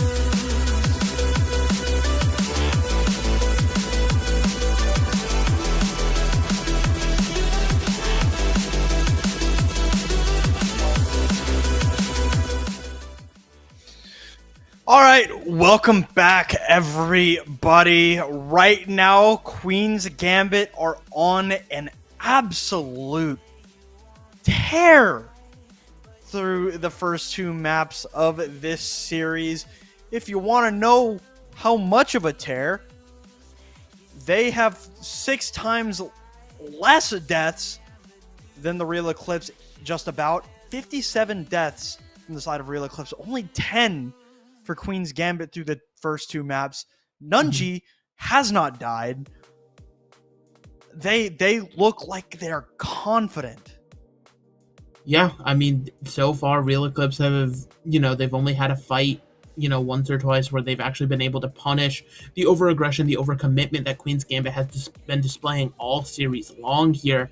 But, that's what's so frustrating is they have had these moments. It's not just been, they're like trapped in spawn the whole time. Eclipse can take a fight here or there. They can get these picks, but they're just, it's like they win a fight and then they forget how or why they won that fight and they're immediately back to their old ways. It feels like maybe just a lack of communication. Who really knows what's happening? But if a reverse sweep is going to start, they have to start it here, up their communication game and start punishing this aggression from Queen's Gambit.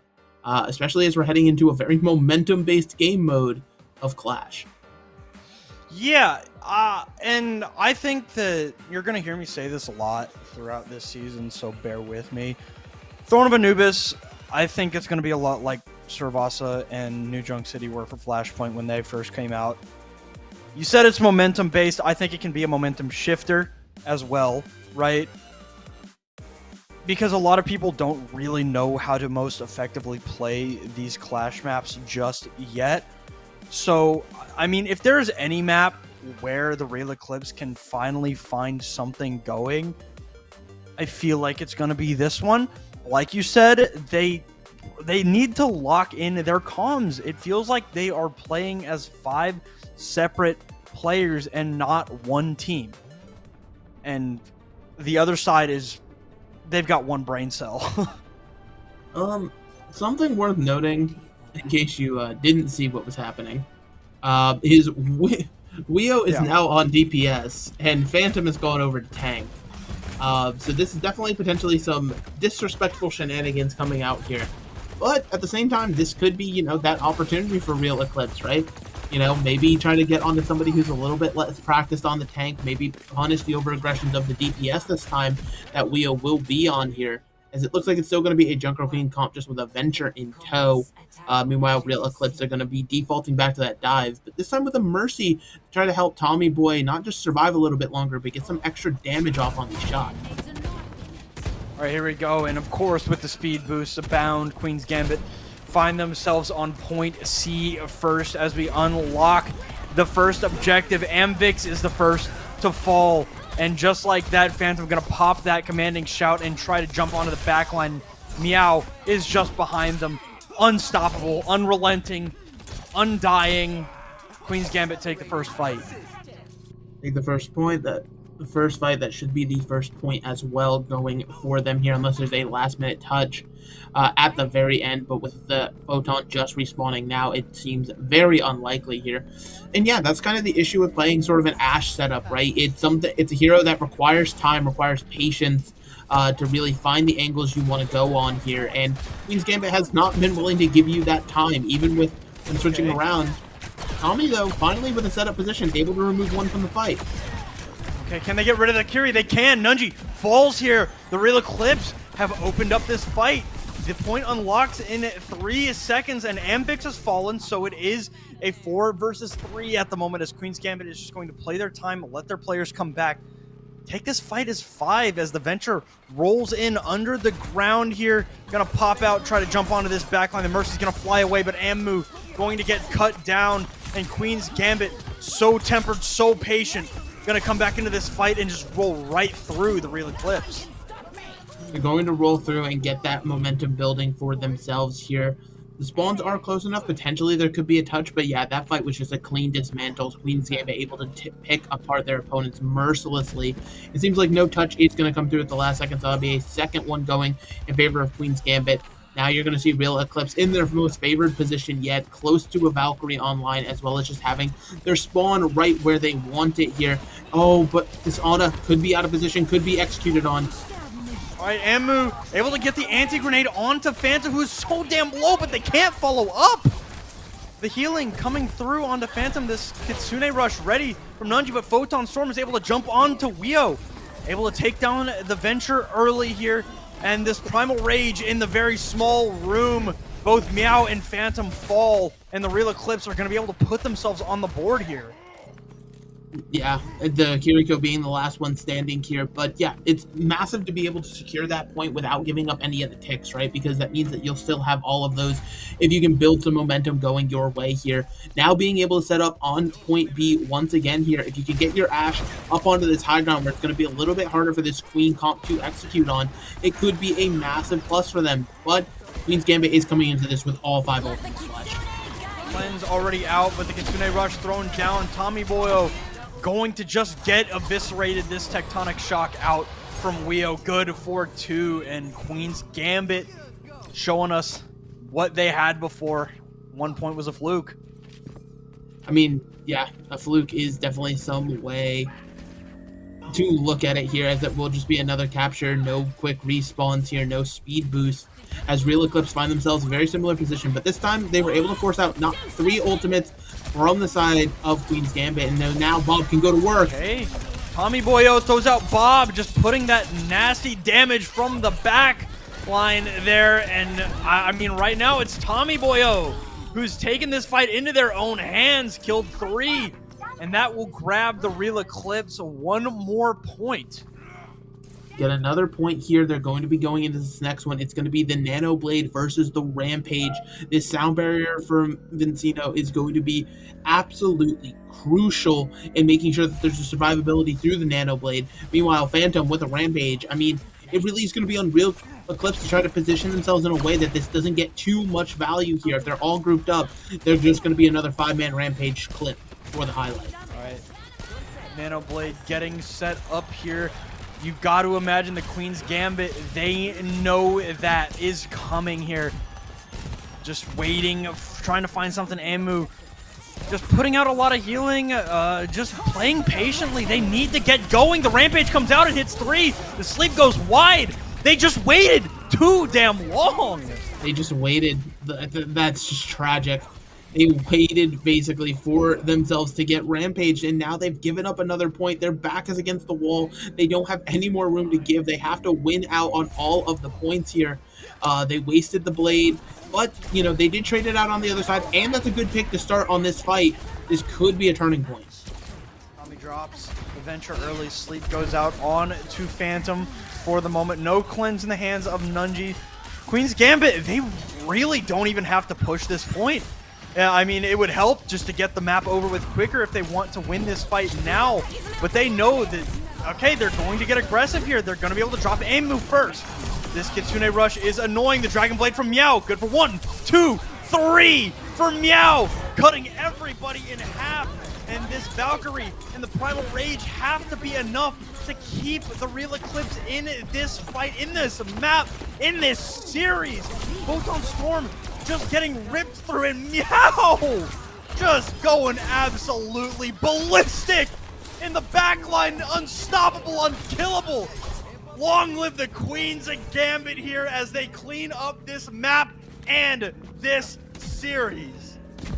I mean, that's absolutely crazy. The touch comes through. How was that not capped? I don't know, but they're going to get these stagger kills as everybody is so damn low. It's a 4 versus 2 as Bob comes in to try and even the score, takes down Weo, and it's just, I mean, it's going to stall out enough time for someone to get back, surely, right? Okay, but Winston's going to come back. They're going to be able to get this fight going. Spobs goes over to the Lucio, gets a touch, but everything is going the way of Queen's Gambit. And now, as they get rid of this Winston and this Tracer, they're going to be able to lock up this point and the map here, clean it up.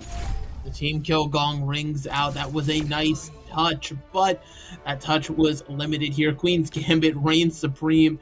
Very confident, very stylish way to end off the series here from them. Meow, I mean, just take this in. If you appreciate Genji at any level, like, this was just some insane shuriken work that went in here. Being able to follow up on the damage from the rest of the team, knowing where to be at the right time, flipping around the map. Oh, just Meow was on one on this one, and it helped Queen's Gambit secure a good 3-0 victory here. Yeah, I mean, I think the biggest difference was that Queen's Gambit were together and the real Eclipse weren't. I mean, Queen's Gambit were pulling some shenanigans, right? Mm-hmm. But it seems like all 5 players were committed to the shenanigans. And the real Eclipse, like I said before this map, as we came out of the break, they were playing as 5 individuals instead of 1 team. And that was the biggest difference between Queen's Gambit and them today. Queen's Gambit, I mean, they look good. They look very, very good. They look comfortable. They're scary. This Junker Queen comp is scary. When you've got 2 Junker Queens doing what Phantom and Weo were doing, yeah, I don't know. I don't know. I mean, those are the words I feel like that Eclipse is going to be asking themselves. They don't really know what happened there. But yeah, I mean, ultimately, you know, like we saw the Death talking about on the pre-show, like we saw with everything as we're looking across these stats across the whole series. I mean, when you know what you want to play and you're confident in it, you don't have to bend to the meta. You don't have to worry about patches.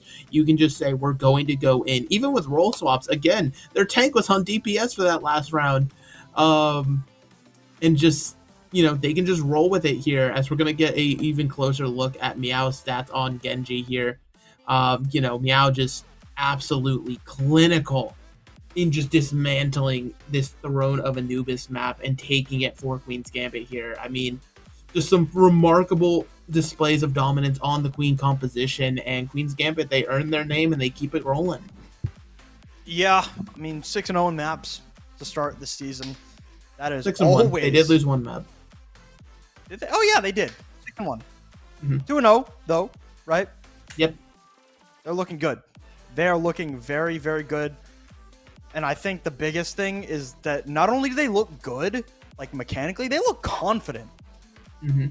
And a confident team that is mechanically good at a niche comp is scary.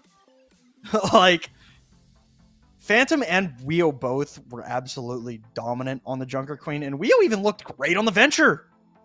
Which, you know, spoiler alert, that's the MVP, is Weo.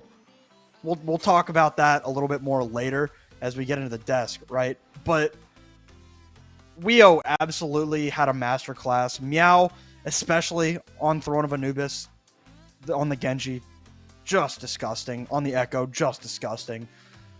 Queen's Gambit, I mean, they earned that 3-0. Yeah, I mean, could not say it better myself. You know, a real Eclipse, this, you know, week 2, second loss, go back to the drawing board. Try to, you know, take some VODs from this, figure out exactly what went wrong, and take it into the future here, because that's a great thing. CGL 14, Season 14, it just started. We still got plenty of more action to go throughout the rest of the regular season, and it's just going to be, you know, further and further up from here. Yep, and now we are going to cut it to a break, and if I can have the ethereal man in my head tell me what's going to happen after that break, that would be awesome. Okay, we're gonna cut to a break, and in a few minutes, Weo will be in for an interview. So stick around. We will get to pick the brain of the Queen as they come in to tell us what's up. So stick around.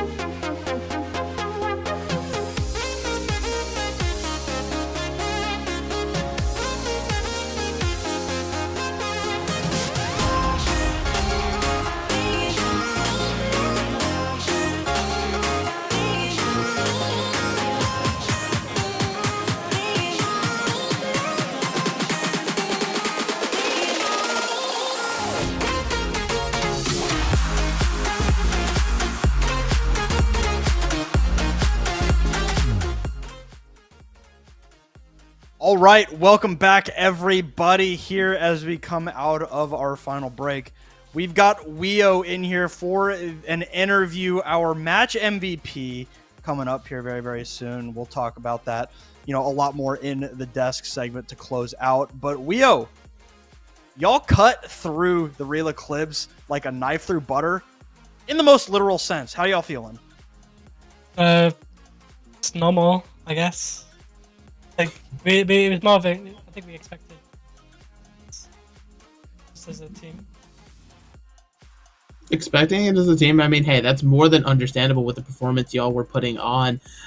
So just was this sort of you realized you were better than Real Eclipse would be on the day situation, or did you just sort of go into this with that usual confidence you guys had? Because just being real, you guys were aggressive to a fault there at some points. I think as a team, at least for me anyway, I think we can win the entire tournament. So, like not very easily. I think there'll be some hard matches. I think we're very confident on just winning the entire tournament. So we come into the games like we expect to win, and if it doesn't go that way, we change it up, like mentality wise. Obviously, Yeah, that's what I was about to bring up, right? Because it kind of felt like y'all only held forward for the most part and didn't really get punished for it either. Is that something that y'all are going to, keep your head on a swivel about, right? Moving forward, the unbridled aggression worked tonight. If it doesn't work in the future, is that something that y'all plan to change, play a little bit more tempered?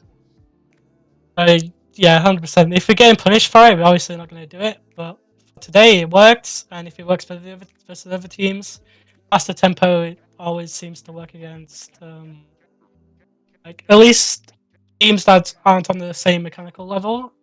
I'm not saying they're bad or anything, like mechanically. Like today we just out-mechanicked them and played faster. I mean, hey, listen, like you said, if it's not broke, don't fix it. And sort of, it enables teams to sort of have to play to your speed, right? It sort of makes them have to respect you and all these other things. But I mean, that being said, looking forward, you're already 2-0. We still have some weeks to go before we're officially into that mid-season tournament. But just getting your thoughts. Is there any team you're excited to face? I know you said that you're confident that you guys can take the whole thing, but is there anybody that you got your eyes on ready to take down? We saw like when we got moved up because we was originally in Diamond tier, we got moved up to Masters tier. So, and I know from my friend Kaimer who played in season 13 Masters and won it. Playgroup was got second place, and we thought that was probably gonna be the hardest game of the entire thing. And we had them first game and we won them. So I can't really say because I don't really know any other teams. I'm gonna say who I'm looking forward to first, but if they're a good challenge, I think it should be good. I think it'll be a bit of fun. All right. Well, yeah. I mean, y'all looked great today. Anybody you wanna shout out here before we head out? Him well played, and also think they played really well today. I mean, hey, listen, shout outs. It's very simple, very, telling of the Queen's Gambit here. Well, congrats again on your victory. Absolutely massive dub ski, and we're hopefully looking forward to more amazing performances from y'all in the future. Yeah. Thank you very much. And good luck to Weo everyone else. Yep. Thank you, Weo, for joining us. And Megalass, I hope I never hear you say the word dubski again. Did I say hated dubski? that. You did.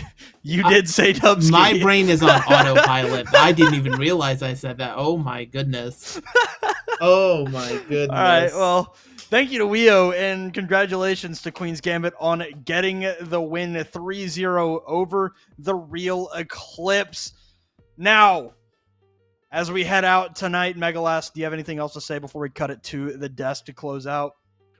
I think everybody, it's very important to stick around because our desk, they're so smart. They definitely are going to be able to break that down play by play and really explain how intricate and in-depth that Overwatch match is. I'm currently watching them laugh at me as I'm saying this, but yeah, they're very smart. They are analysts. Make sure that they do their job, Twitch chat. Ask them important, hard-hitting questions, even though they won't respond to them.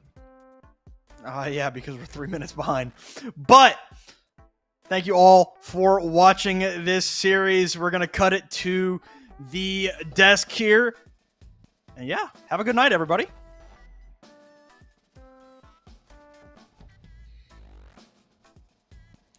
That's right, we are so smart.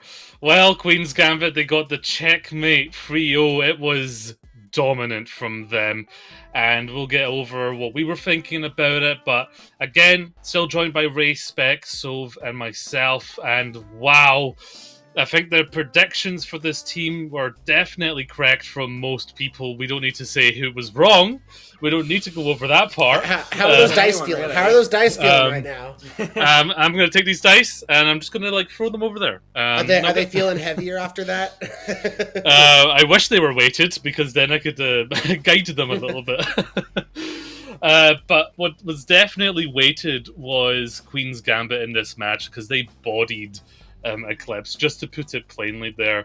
Ray, as you were watching that, what were your main takeaways? What are your thoughts on the match we just saw?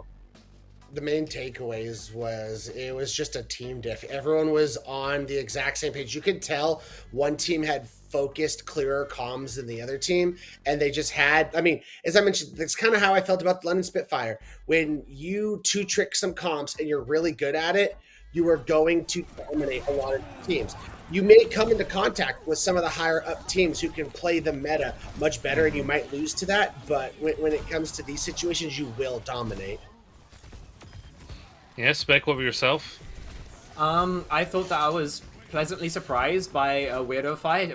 Obviously she played a fantastic series of Overwatch, and even on the bench was still finding appropriate value. The Queen was realistically just allowed total free reign.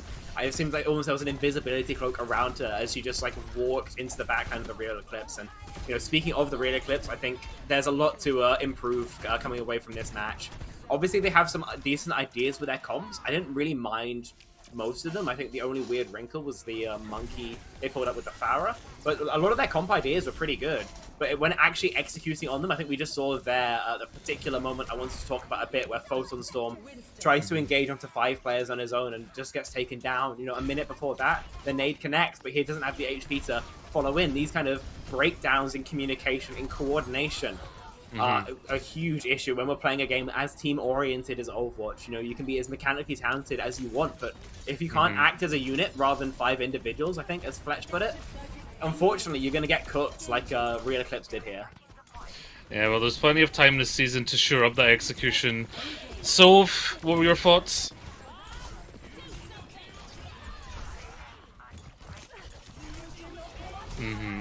Mid-season playoffs is in 3 weeks. That is true.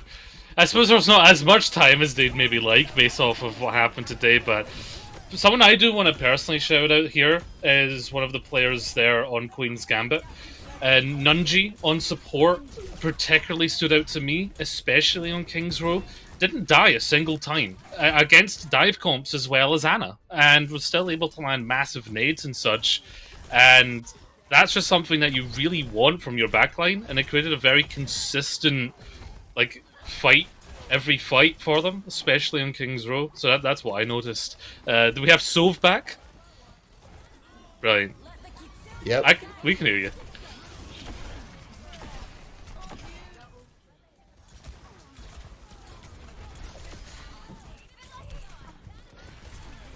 Uh-oh. Okay, well, we'll get back to Sov in a moment there. But just to jump back on the other side of things. Are we back? Okay, sorry about that. Right, yeah. Some tech issues. Ahead. Yeah, I want to echo that because you talked about there was a combination of things that everybody said. You know, diving into 5-man. You want to talk about why the Ana never dies. It helps when the rest of the team is playing and communicating and able to cover down like that. That's what leads to your flex supports playing up and the rest of the team machine working the way it does. It allows players like Meow who can go out, play aggressively on that Genji and be able to really kind of contest with it. And the other thing I wanted to say is I don't know that you really. You learn from this in the sense that you have to be flexible, because I don't think you're going to see another team like this, Gio. There's not going to be a lot of teams that are going to try to hard push these heroes that are really that strong for them. So I think maybe you don't take the lesson of we need to prepare for Queen and Genji. I think the lesson you take is we need to tighten up all of our own stuff before we look at the other problems. Yeah, 100%. I mean, personally for me, I think we said it in the interview there at the end. I also believe that this is a team that could absolutely win this this tier. I know Playgroups here, and of course they'll be looking to get the W. Were they second in this tier last time? They'll be looking for the W. So that final position there for me now, I'm thinking Queen's Gambit, and I'm thinking Playgroup.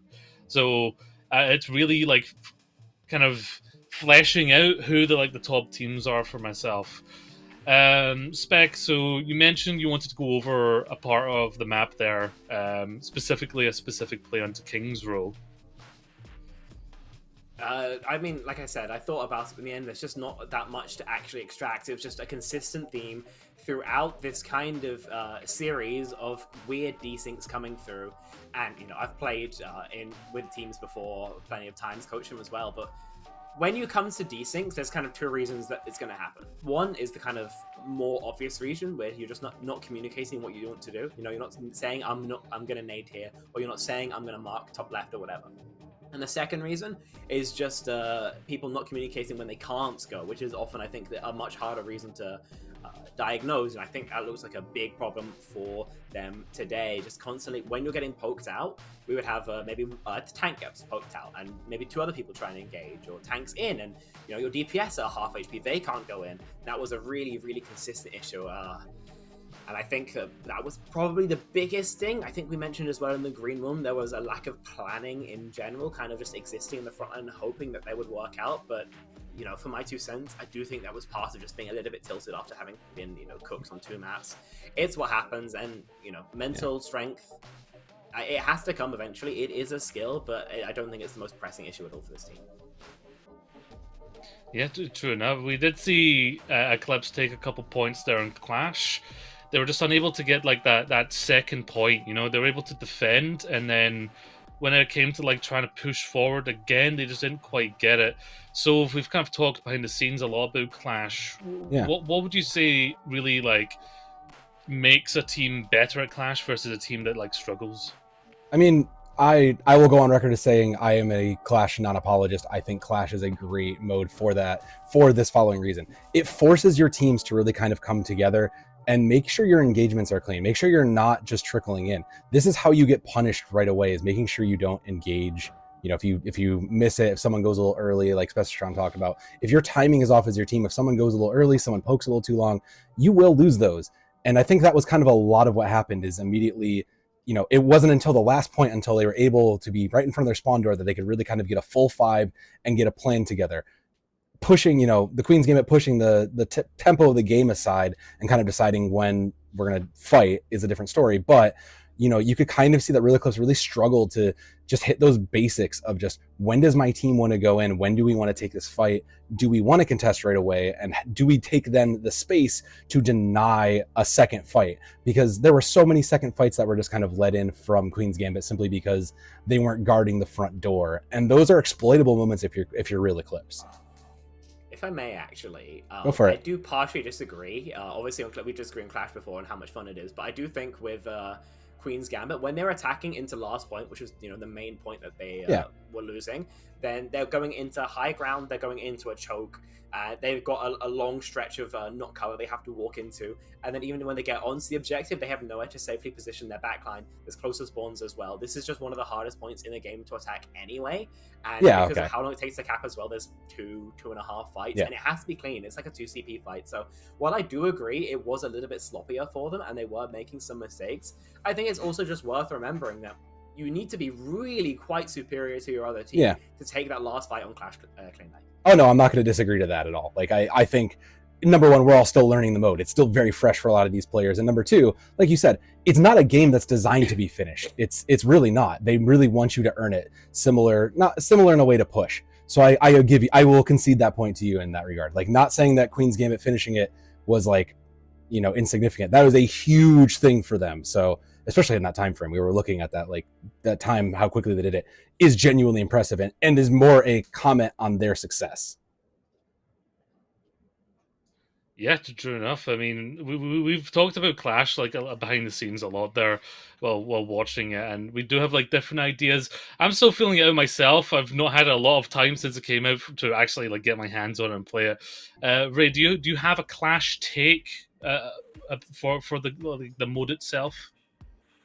I mean, I kind of fall in Sav's dimension. I am very big fan of Clash. I do think, to me, it kind of feels a lot like when they first came out with Push, and I don't mean like how similar the game modes are. I mean, they do kind of have a little bit of similarities, but I don't think the maps are the best well-designed, but I think as they iterate more and take a look at the mode a little bit more, they're going to come out with new maps that are going to use this mode and utilize what's its strengths and weaknesses a lot better. So I think it's only going to get better with time. Yeah. Can't disagree on that. I mean, the devs have been faster at changing things. Say what you will about Overwatch 2, they are faster at like pivoting. Everyone knows Runasapi is like the best push map they came out with. Oh, and yeah. they had time to actually work out the kinks of push, and it's a great map. Yeah, it's now the number one, arguably, like most pick we see. Yeah, well, talk about best maps. Let's talk about best players now, because we do have an MVP. We have mentioned it earlier, so it has been spoiled, but it is going to be the tank player of Wio. I mean, at one point she got a 5k, so you can't really say much. I mean, this play we're seeing right now was right after one of the meatiest Junker Queen ults I've seen in a while. I think it hit literally everyone in the team as well. Yeah, all 5. Not only just on Junker Queen, but showed strengths on Winston as well. Like, there was a variability. Also, went on to DPS. Like, you don't often see a tank just pop onto DPS and do quite well. Yeah, it's really, you love to have that flexibility in your line, but you really love to see your tank player not only be able to play, but also know their strength. 6 HP there. It's very easy for anybody to just kind of push in and, you know, go overextend. We've seen that even at the Masters level, players can kind of push too far thinking I can confirm the kill. But for Wio in particular, it's just incredible how not only do they have the game sense of, you know, like a flank DPS player, but they also just have the aim of one too. Like all of those knives, I would love to see. I don't think we have the stat, but the knife accuracy for Junker Queen is probably incredibly high. Oh, we do have that. But I would say I wish we had it, because the knife accuracy is something you don't always see in a tank player. Yeah, and it really sets them apart, I think, being able to hit that knife, especially when like most wouldn't, can really change a fight, because not only is it damage over time, it heals you, you displace them, and that's one of the biggest like things you can turn a fight with, just that small displacement. For me, like going over that again, I did see like a lot of those plays, like they were like there with the support as well, like a nano or something that's followed up. This wasn't like a very like easy choice, I would say, for me personally. Like Wheel was like definitely MVP, but lots of like second places, like Meow had incredible output, so did Nunji as well. But yeah, Wheel really won it out. Spec, what did you see in Wheel? What did you see in the other players as well in terms of like the individual plays? I think Weao did a very good job recognizing what her win cons were, the advantages that she had versus the other composition. You know, she's regularly playing into kind of Ram, into Winston, and into Ram. Obviously, when you've got your cycle up and you use your shout, that's when you can kind of go in. Ram can't really stop you. Into Winston, there's nothing that can really stop you. So as long as that fight doesn't go long, you're going to win that out. And she pressed her advantage admirably. From Meow, I think Meow most impressed me, not in the mechanical side of things, but just being there to follow up with Meow. It just the kind of it was almost a tag team at a lot of times, and you know, with Flex DPS, I always thought of it as a role that is made or break by how strong your team is. If your team is distracting for you, if you have those angles in, you can find your value, and vice versa. If your team's not making that space, you can't open it up. And from Meow, it was just perfect team player all the time, wasn't dying, was just finding that off-angle pressure and following up when you needed to. Yeah, absolutely. Ray, any more thoughts on that? Again, it was just a big tank diff in this match, big reason why they were able to win this. And I do want to give out, you know, we talk about them being at 6 HP, and yes, a lot of it is making sure you hit those knives, making sure you get those stabs in there to get that health up, but the supports are doing an incredible job of keeping Weo up time and time again, so shout outs to them, but Weo did absolutely dominate. Yeah, and so did the whole team. A very strong 3-0 there, and well, it's not over though for tonight, because that may be our EU matchup over in a dominant fashion, but there is an NE matchup coming up later tonight as well, and that's going to be at 9:30 Eastern. That'll be Shikakami versus... Oh, okay. I don't need to say the whole thing this time. Little update, actually. It's 10 Eastern now. I got pushed back 30 minutes. It did get pushed back, yeah. Oh, right, so it's 10 Eastern, so you've got 30 more minutes to get a snack, maybe play a game or two by yourself on the game, and then come back for those, of course, CGL tokens, and see what the NE desk gets up to as well. Who is it on the NE desk? I forget, I don't think I've seen. Me and Sav are on it tonight, as well as Joker, and Sam Talks is the host for it, so... Nice, nice. So you'll see some familiar faces as well, Ray and Sov. And let's have a look at next week also in terms of what we might be showcasing. Of course, we've got the EU matchup and the NE matchup there again. We'll have a different game every week. This week was the language barrier, which I want to see more of. Like I was a big fan of doing that. It's like the audio version of like Guess the Map. So it's nice visual. Maybe we need a smell related one, but I don't know how we'd set that up. Okay, you're getting a little weird. All right, Gio, bring it back. You're a little bit too weird. I can do sounds, but smells no. We can set something up in Stockholm. At Stockholm, CGL house, we're gonna cook. They're gonna put some peanut butter up at Winston. Oh god. But there's also Kunochi event next week as well. Ray, tell us a little bit about what we'll be seeing there. Yeah, it's going to be awesome. Obviously, Kunoichi is CGL's event for the all-inclusive community, LGBTQIA plus all of that. It's going to be a great event. It's one of those events that a lot of the teams like to come in, get their stuff situated for one of the next Calling All Heroes events. So you do get to see a lot of big names in there. So everyone should make sure you go and check that out. I mean, check us out next weekend too, but both will be going on at the same time. So make sure you tune into both. Brian, all right. So let's get some final statements there on this match and before the anyone as well. So, what are your final thoughts on tonight's EU SNO?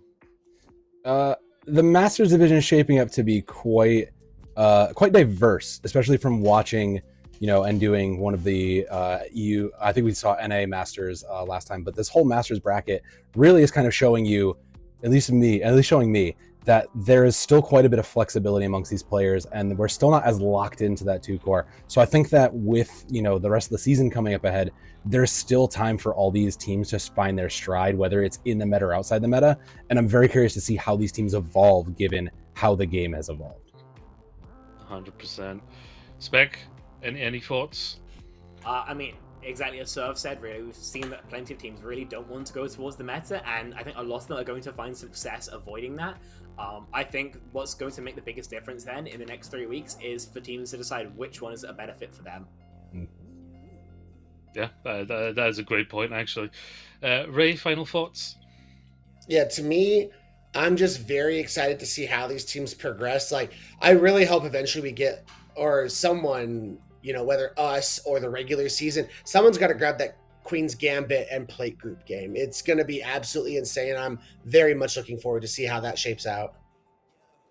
Brian, well, thank you to Fletch and to Megalas for covering that matchup there. Brilliant casters to cover a brilliant dominant show from Queen's Gambit. Thank you to the back-end staff who really are the ones that make us look good on screen. So we had Blizzard, Rhino, Joe, June, and of course Happy. And just a shout out there to Rammer as well. And to my lovely desk, thank you, Ray, Spec, and So for joining me. It's been a great time here in EU. And don't forget, folks, the NE1 is later tonight, so we're not wrapping up. We'll be here later tonight, and we'll see you then.